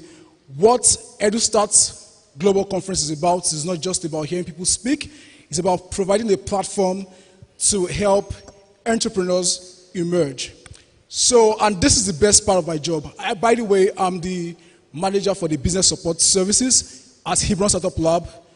And I really enjoy what I do, providing support to startups, and also, and in terms of funding, in terms of technical support, market access, and everything that they need to survive, and importantly, to thrive. Please put your hands together for Dr. Stephen Oluwatobi for the privilege to serve. Thank you, sir. All right, at the Edustart Challenge, we did an open call. We invited people from different tertiary institutions to send in their pitch decks with a statement of purpose, what exactly they are trying to solve. And then for those who had demo, we asked them to send in their demo. It was a very difficult task, trust me. Myself and my colleague, Efosa Wogire, the lead for learning and development, Damilare Oshokoya, we sat together trying to screen these people based on, not just based on their idea, really, because anybody can have an idea. And I remember when Dr. Stephen was speaking, he said, you're not sitting on the idea of a chair, you are sitting on a chair. So, and that's one of the things that we do at Hebron Startup Lab. We created a community to help people to convert their ideas to actual products. So we've been working in collaboration with some companies to train people in different skill sets. We have the creator communities in development, Java, programming, and all the rest of that. We have the executors in product management. We have the creatives. Who are the members of the communities here? Let me see your hands up. Put your hands together for yourselves, guys. I'm really proud of you. All right, so because of that, we also considered those people who have managed to take their ideas and created products out of them. And then we looked at those products. How marketable are they? How much traction have they gained so far? We looked at a number of factors, and we came out with 3 top startups that we're inviting to pitch today. So I'll be working with the studio, and I'll need all those entrepreneurs, all 10 of them that participated. Please, can you rise up? All 10 of you that participated, all 10 startups, please rise up. Let them put your hands together for you. These guys are great guys, came up with amazing solutions. I tell you, it was a very difficult task. Up until 1 a.m. this morning, Damilare Oshokoya still called me and was saying, guy, which one should we remove? Which one should we not remove? It was a very difficult task. But eventually, we had Akidi. Please put your hands together for Akidi. We had another startup. The second startup is Exchange. Please put your hands together for Exchange. By the way, Exchange came in all the way from University of Ibadan to be here today. Please put your hands together for Exchange once more. And the third startup is Pet City. Please put your hands together for Pet City as well. All right, so studio, we would like to take Akidi's presentation first. Ladies and gentlemen, please once again put your hands together for the founders of Akidi, an edtech platform, digitally telling stories. Okay, they have 4 minutes each. Quickly, please run up. Put your hands together for him. The more you clap, the faster he comes. Thank you so much.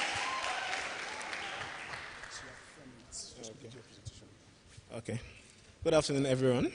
Good evening. So look at the screen. What you see is not something I downloaded off the internet. It's something we made ourselves. What do you think about when you think about stories? The power to shape narratives and the power to enable you to see the future for what it is. It is exactly what we do with Akidi. We use the power of creative storytelling to shape the world of tomorrow, and we take African stories to the world. So 3 problems. 1, traditional methods of distributing children's books are slow. If you want to buy a children's book, you have to go to a bookshop and wait endlessly only to pick up a book that was written 200 years ago by a white man. It's not something anyone should do. Children's books do not teach modern skills like tech or value systems like gender equality, tolerance, or inclusion. Happily ever after, married to a prince, that's the end for most of the girls in children's books. Not stories we should be learning in 2020. Children should learn about gender equality, about the SDGs, about inclusion, and about things. African languages are not digitized. How many persons have read a children's book written in Igbo here? Yoruba? Hausa? Wow, Akidi has 22 currently. We've not even launched officially yet, and we're already the largest compilation of e-library of children's books in indigenous languages in Nigeria, anywhere in Nigeria. So solution, develop a better storytelling. So Akidi is an online content creation platform and an online platform. We develop the stories and we tell the stories. So using our platforms, we are able to make sure that children anywhere in Nigeria can have access to quality reading materials developed by us, over 30 of them in 4 languages, in text and in narration, with a click of a button. You don't have to go anywhere. Everything you need is right in your palms. The use of a subscription-based online platform to ensure that these things are available. On our platform currently, with 1,000 naira, you get access to 30 books in both English, Hausa, Yoruba, and Igbo, in narration and text. That is less than the cost of one singular hard copy book anywhere in Nigeria. So I think it's a big value for schools and for parents. And the third one is that we develop African stories among modern things like gender equality tech. When you think about Spider-Man or think about all these other stories you read from abroad, what do you see? Now imagine having stories that speak about your people like that. So this is a book we developed called Bubu's Light. It teaches entrepreneurship and 3 other SDGs, and it's available in text and narration in 4 languages. Everything here was totally developed by Akidi, from writing to illustration to everything. And another book set in Kano called The Flying Girl of Rano, available in 4 languages. Everything here developed for Akidi, for books and parents. Next one. So market size. Global report predicts that edutech spending will reach 252 billion by 2020 and 341 billion by 2020. And smartphone penetration in Nigeria is projected to increase by 60% over the next 5 years. Mr. Nnamdi here knows well about it, So this is a market that not only has a lot of people in Nigeria, this is a market that more people are going to be coming into in Nigeria. And because we are available in 4 languages, we don't have the obstacles that most tech startups have. We are able to reach penetrability of up to 80% of Nigerian population with our multi-language platform at any time, at any point in given time, and it's an awesome platform. The only presently existing competition is traditional publishing, going to the shelf to pick up a children's books, and we beat them in costs, we beat them in flexibility, we beat them everywhere like OP, So what do we have here? Akidi is a subscription-based online platform that gives schools and parents an e-library of African-themed literary content in English, Hausa, Yoruba, and Igbo in both text and narration.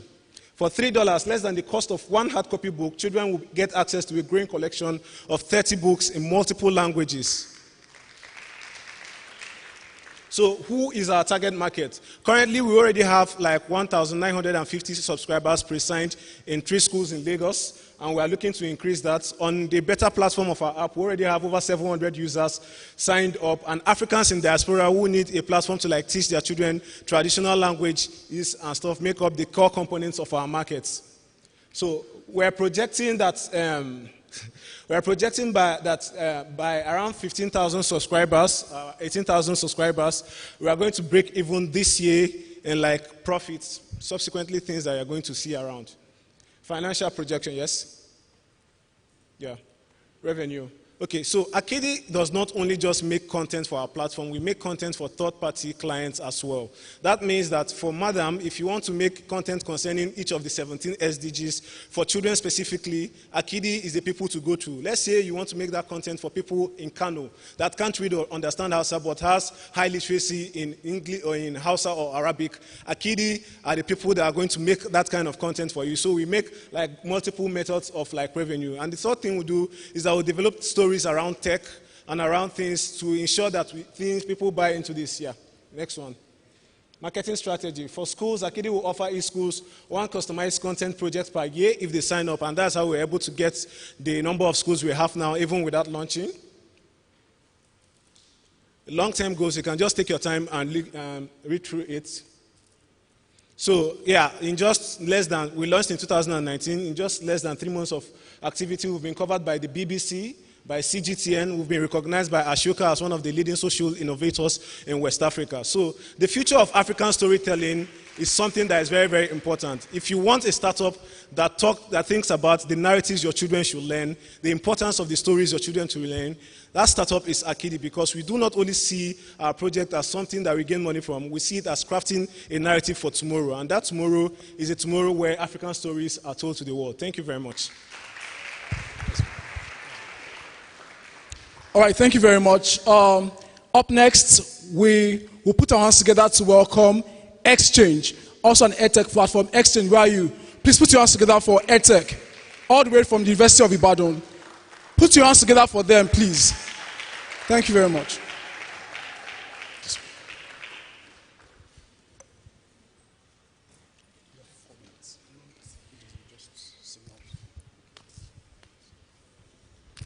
Hello, everyone. Good afternoon. My name is Toibo Jalakbe, and I'm the co-founder of Exchange. And I'm a student of University of Ibadan. Okay. So I have a question for everyone. If you were to choose between... Next slide. If you were to choose between 30 million naira and a chance to study at a Nigerian university, which would you choose? Well, we actually asked this question to a lot of students from our university, and 9 out of every 10 students we asked chose the 30 million naira. And this is basically because of the things that the product leader at OPE said. There is a poverty problem in Nigeria. There are a lot of people that are poor, and one major thing that we've come to realize is education is not really helping people a lot with prosperity. People that go to school don't get jobs that they actually need when they graduate, and schools are not actually teaching the right skills to establish a skill to job fit. So, now, like I mentioned, this is basically what is wrong. Now, people like myself and my co-founders realize that this is a problem, that schools do not teach the in-demand skills that we need. So we focus on learning the skills that we need from online platforms like edX, Coursera, and Udacity. Please, show hands if you've taken a course online before. All right, show hands if all the courses that you've ever taken you've completed.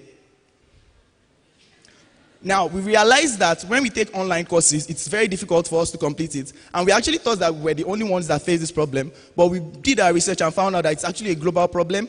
The average online learning platform has a 5 to 15% completion rate. And this is majorly because these platforms are not as interactive as they are supposed to be. Most of these platforms are just either text-based or video-based. And then we thought that what if we created a solution that would actually solve this problem to make online learning cheaper and yet more interactive for people. And that is why we came up with Exchange. So basically, our target at Exchange is to make online learning cheaper, faster, and more interactive for young people, especially for people from low-income communities in Nigeria. And we do this by leveraging on 2 things: artificial intelligence and price sharing. So basically, how Exchange works is you create an account on Exchange with actual information about you based on your interest and the location that you are.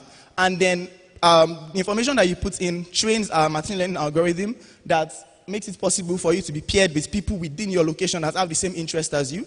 And then when you're interested in taking an online course, you just indicate that you want to take an online course, and then our platform pairs you with someone that is interested in the same things you are, and then you get to register for the course together, and then you get to share the price of taking the course. So for instance, if the course costs about $1,000, you can meet up with a learning partner on our platform, and then share the price of taking that course, $500. And yeah, you get to learn, and then you get to rate each other at the end of the learning process.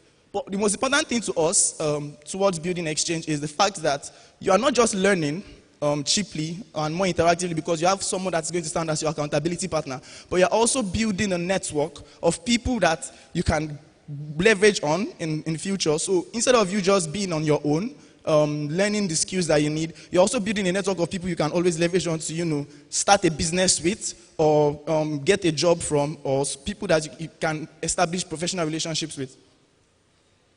So this is all.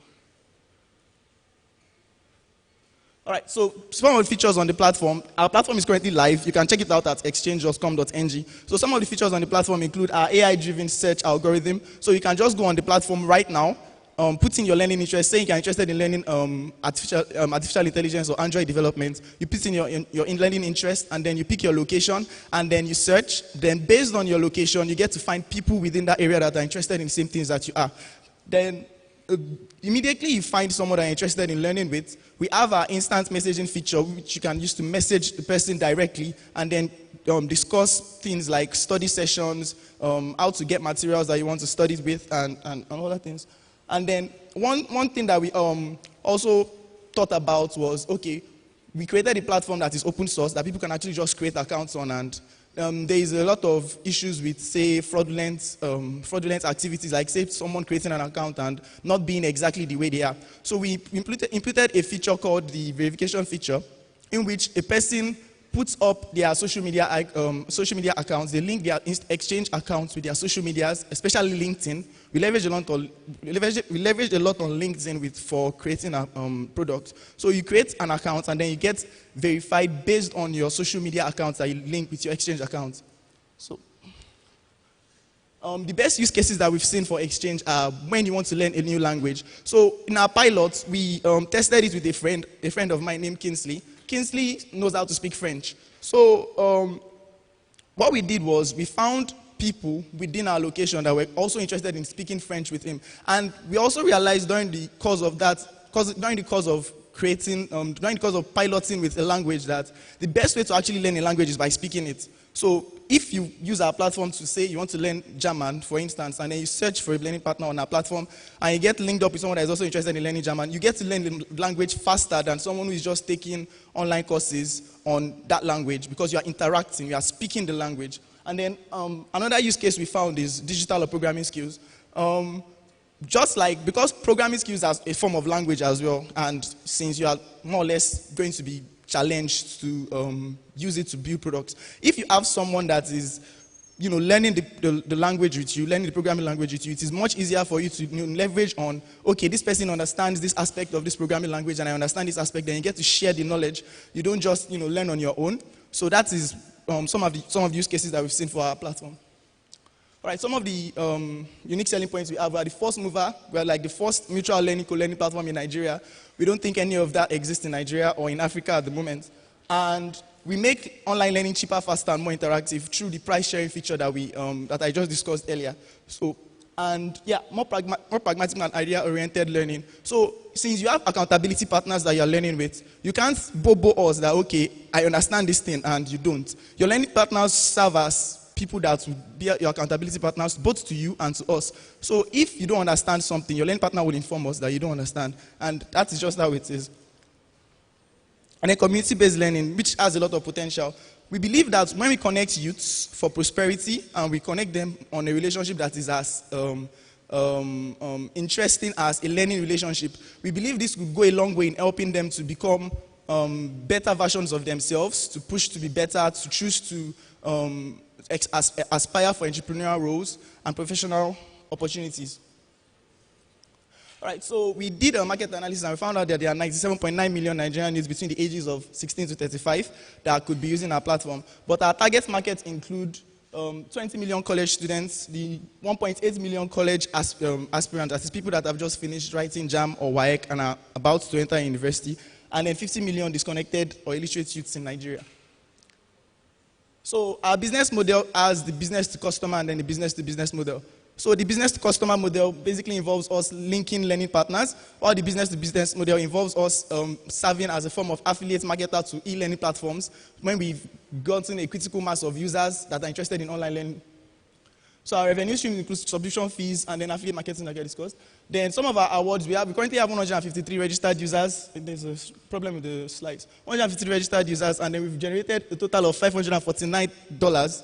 And we're also the winner of the 2019 Mentors for Edu Global E-Learning Challenge, and we're recognized by Union Bank as one of the top 10 edtech startups in Nigeria. And we've had our pilots in 2 locations, Lagos and Ibadan. Now, we project that for 2020, we'll be reaching 1,000. We're trying to be as feasible as possible. So we'll be reaching about 1,000 users and generate about $12,000 in our first year, and 25,000 users and $342,000 in the next 10 years. But like Mr. Like the founder of Wilson Juice said, we are not focusing on revenue. We're just trying to look at how we can generate as much impact as possible. And some of our current partners include Union Bank, Mentors for Edu, and TEL. And then some of our prospective partners are e-learning platforms that are currently in Nigeria, like SlateCube, and then global e-learning platforms like Udemy and Udacity. And like I mentioned, we are currently integrated with LinkedIn, so you can create accounts on our platform using your LinkedIn account straight up. So this is our business model canvas, and this is the team. And so we believe that exchange is the missing puzzle piece in the Nigerian e-learning space. We believe that if we get implemented, we can make e-learning much easier for people, especially for youth from low-income communities. And we believe that if we get the right support, we can make education cheap, faster, and more interactive for Nigerian youth. Thank you. How many of us love these ideas? Let me see your hands up if you love the ideas. All right, so I need to mention this very quickly. More than 10 people, startups actually applied. We first selected 10, and then we selected 3. Now, from 10 upwards, we are not going to abandon them. We're still going to work with them on the ideas, and we're going to make sure that next time when you come for Edustart, you will get to listen to more startups. But then, for this particular edition, we have just one more startup to present, and that's Pet City. The guys who are using who are helping us save our ecosystem, save our world. And put your hands together, ladies and gentlemen, for the team from Enactus Covenant University, Pet City. Guys, put your hands together for them.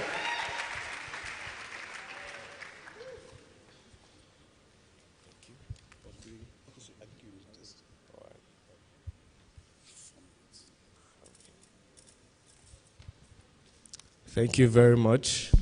We would like to thank the Hebron Startup Lab and Dr. Stephen for giving us this platform. So, the world as we know it is in danger. On the World Environment Day, 5th of June 2019, the United Nations Environment gave baffling insight, stating that over 300 million tons of plastics are generated every day. And this is equivalent to the weight of the entire human population.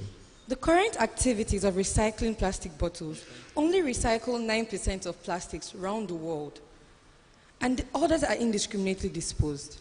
Nigeria ranks 9th out of 172 nations in indiscriminate plastic waste disposal, possessing 6 of the 50 biggest dump sites in the world, which is the highest number owned by a nation. The World Economic Forum declared that if we continue at this unprecedented rate of unchecked waste plastic disposals, there might be no more aquatic life by the year 2050. And since it has been determined that 52% of our oxygen is gotten from living organisms present in these water bodies, doesn't this mean that we are literally cutting down on our life expectancy? So what is our solution? Pet City Initiative. Our Pet City initiative is aimed at transforming single-use plastics and nylon waste into sustainable building materials, which are cost-efficient and durable for use.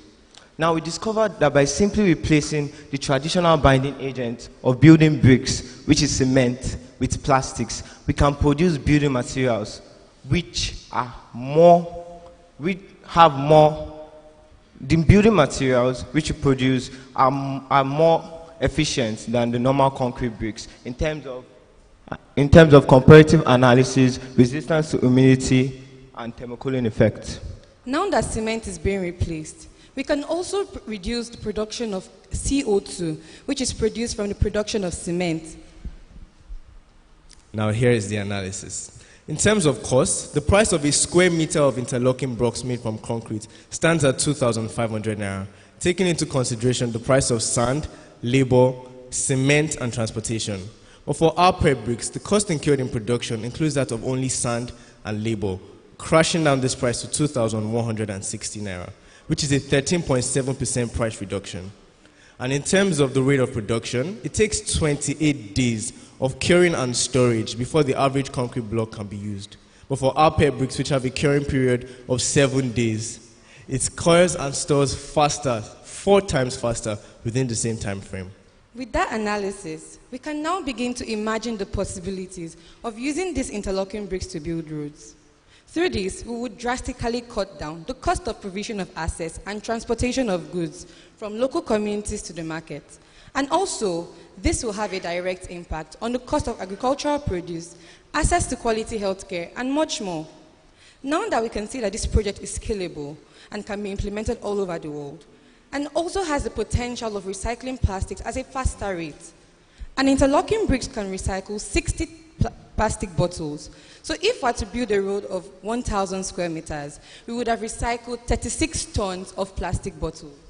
So to kickstart our production process, we received a grant of 157,000 naira from the Covenant University Center for Research, Innovation and Discovery, which we used as our starting capital for our first use case.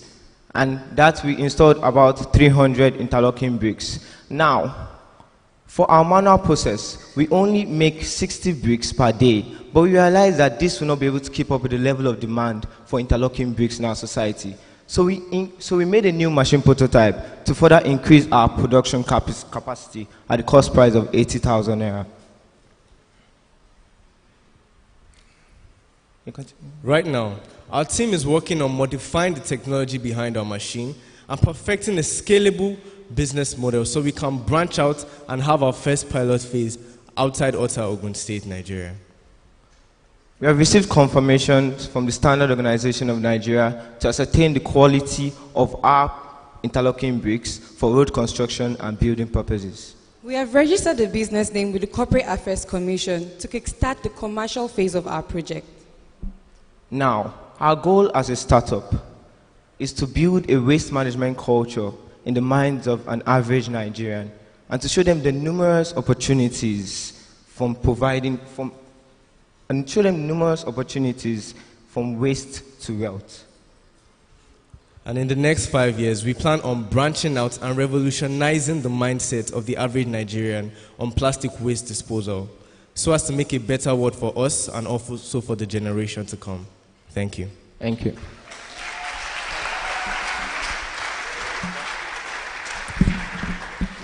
Ladies and gentlemen, you've heard them.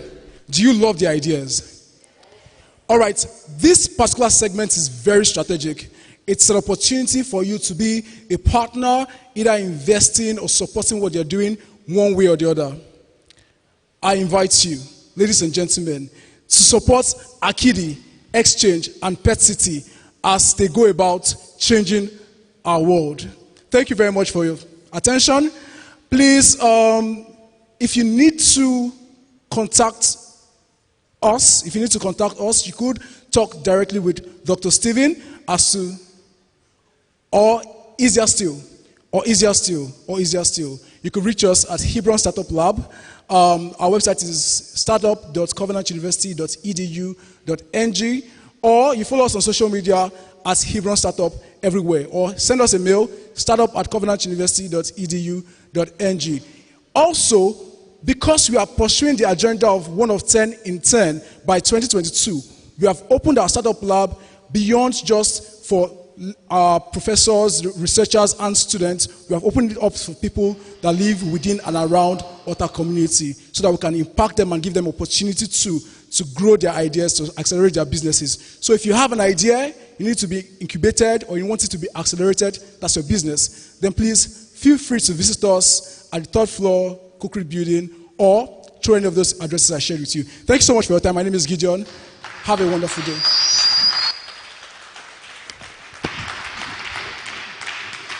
For all the wonderful presentation from Akidi, Exchange, and Pet City, please can we put our hands together again?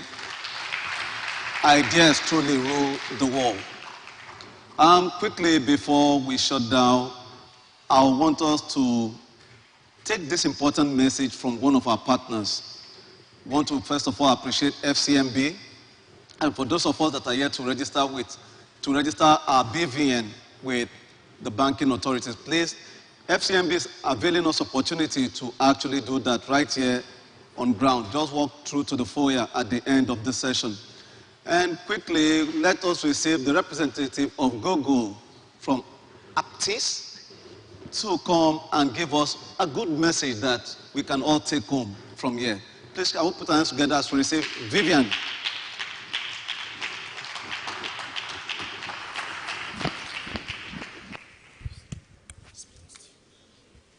Thank you very much. Good afternoon, everybody. My name is Vivian Ubochi. I work for Haptics Nigeria Limited. We are in partnership with Google Nigeria. So with Google Nigeria, there's an initiative that has come up to train job seekers and business owners in digital marketing. So, and this is something that they can't do on their own. Google cannot, Nigeria is big and we have like 36 states. So they have partnered with Haptics and several other partners to carry out this training. So basically, we train people to give them knowledge of digital marketing. So our focus basically is to see how we can carry Mr. Nnamdi from Okija, for example, or Mr. Okeke from somewhere in Anambra State, how we can show what they're selling in their state to the rest of the world. So recently we just heard that John Legend came to Nigeria to look for someone called Michael from 90 Days Fiancés. It's a program that is aired on national TV. So that's what we want. We want people to be able to see what we are offering in Nigeria, and we can only do this with our online tools. And we realize that, okay, so we're like 200-something years. So hopefully by then, everybody put together will be able to reach 10 million. We are in partnership with Covenant University for a while now. And, it's a partnership that has gone very smoothly. We have offered series of trainings in digital marketing. Today alone, we've had 2 sessions in digital marketing. We had one at the chapel, and we've had another one at the Concrete Hall. So I would like to encourage everyone here, if you've had an opportunity to go to any of these classes, don't take it for granted. Apart from the fact that you have your Google certificates, there are so many opportunities you can get from this. Yes, use it wisely. I've heard the pitch of the people that have come here this afternoon to tell us what they are doing. It's not, so a lot of people always mix technicality and business. So it's not just enough to be technically inclined in all these things. How are you going to sell it? Who is going to buy your product? What's your target market? All these things are things you can find online, and this knowledge you can get from our training. So please, I'd like to encourage you guys to get focused in digital marketing, because it's like the future of marketing. For Haptics, we are also in partnership with Digital Marketing Institute, DMI, based in Dublin. It's a body that offers international certification to people that want to practice digital marketing, not just in Nigeria, all over the world. So you can actually use that certification to practice digital marketing in Canada, America, Mexico. The name of the course is called Professional Diploma in Digital Marketing. So we realized that not everybody wants to spend that kind of money and write the exam and not pass it. Then we created something called Digital Marketing Foundation for people that are beginners and want to have the skill, but you don't want to take the risk of spending so much money and not being able to pass the exam. So you can also get certified, and you can also practice in Nigeria with the DMF, Digital Marketing Foundation course. We also have another platform called Sprouts, which we are planning to deploy for the students of Covenant University. It's an online platform where we train you on advanced digital marketing. Now, I've heard someone said here today that you start up a course, an online course, and you're not able to finish it. I'm guilty of that. I've started and I've not finished some of the courses I've enrolled in. So we decided that we haven't gotten there yet in Nigeria where you can have 100% online course. So we have merged it. So we've done this in a way that if we're going to have a course for a period of 7 weeks, every Saturday, everybody that is enrolled in that course will come for a class somewhere. So you're able to move on from wherever you are. So if you get stuck anywhere, you can move on after your physical class. So those are the things that we're doing for haptics. For Google, we're basically just preaching the Google digital skills, how you can put your presence online, how you can get jobs with digital marketing, and how you can get promotions. I know a lot of people that just having that skill, digital marketing skill, regardless of what you're doing, if you're in accounting, if you're in procurement, if you're in economics, just having that skill gives you a promotion, So it's very important. I would like to advise people, especially for the people that have presented today, please don't give up. Please, especially when you get out of here, because it's going to look like it's hard. It's going to look like things are not working out, but you need to put in that work. I think that work is what is missing in a lot of our projects. So we come up with projects and nobody is ready to put in the work. So please, our advice, put in the work. Eventually, something big will come out of it. Something very big. You won't even be ready for what's going to come out of it. So I'm really happy that we have gotten to this stage in Nigeria. From what I've seen today, it's impressive, really, really impressive. Congratulations to everybody involved, and we hope to continue our partnership in a better way with Covenant University. Thank you very much.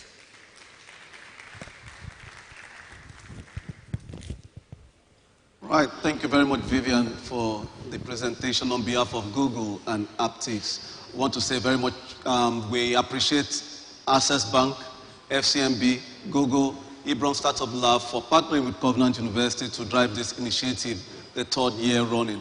And we believe in God that by this time next year when we converge here, we'll have a more robust and engaging summit towards the advancement of education in another field. Quickly, it's my pleasure to invite the convener and curator of Hebron Startup Lab, Dr. Oluwatobi Stephen, for the next assignment.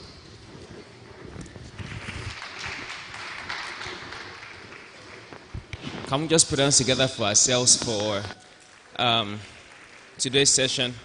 Come on, put your hands together for yourselves. Yeah. So this is me coming here to appreciate every single one of you for being here. So first, let me start by appreciating our facilitators who have taken time out to be here. I know what it takes to get Mr. Nnamdi Ezigbo to be here.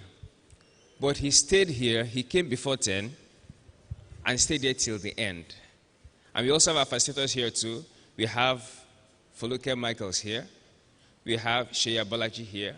And the rest of the facilitators who had to catch up with some flights, and they quickly left. Can we just put hands together for all our facilitators who took time out of their tight schedule to be here, to be relevant to us.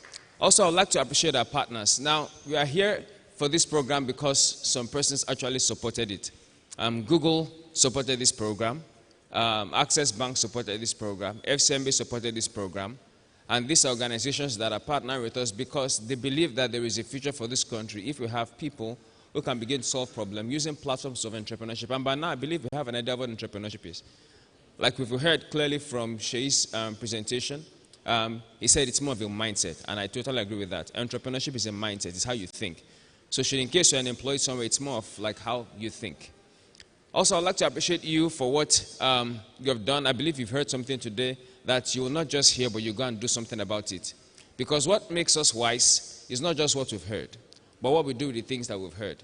So I hope that with the things that we've learned from Edustart Summit 3.0 today, we'll be able to go forth and change the world with it. And I hope that by the time we gather here next year, it won't be that we're talking about just this, but we're talking about what we have done with what we've learned from what has happened here today. For this, I say thank you very much. And in all, I would like to appreciate Covenant University, like I mentioned during my welcome address, that this is the place where I was born, literally. I learned a lot of things right here at Covenant University, from values to leadership to entrepreneurship. Covenant University has been the platform for me to learn a lot of things. I also like to appreciate God for his faithfulness and for granting journey mercies to all of you who came from Lagos to be here. The same God who brought you will also take you back safely. In Jesus' name.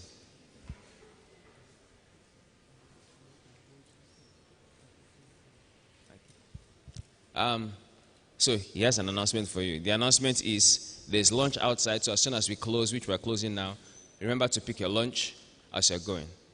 That's the announcement. All right, now, my mom actually is here.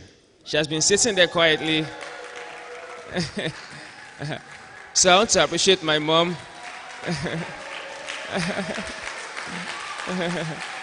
Yeah. So, you can see where I got my stature from, right? All right, so thank you very much, ma. Those are, my mom, raised us. My sister too is here. I don't know if she's around here.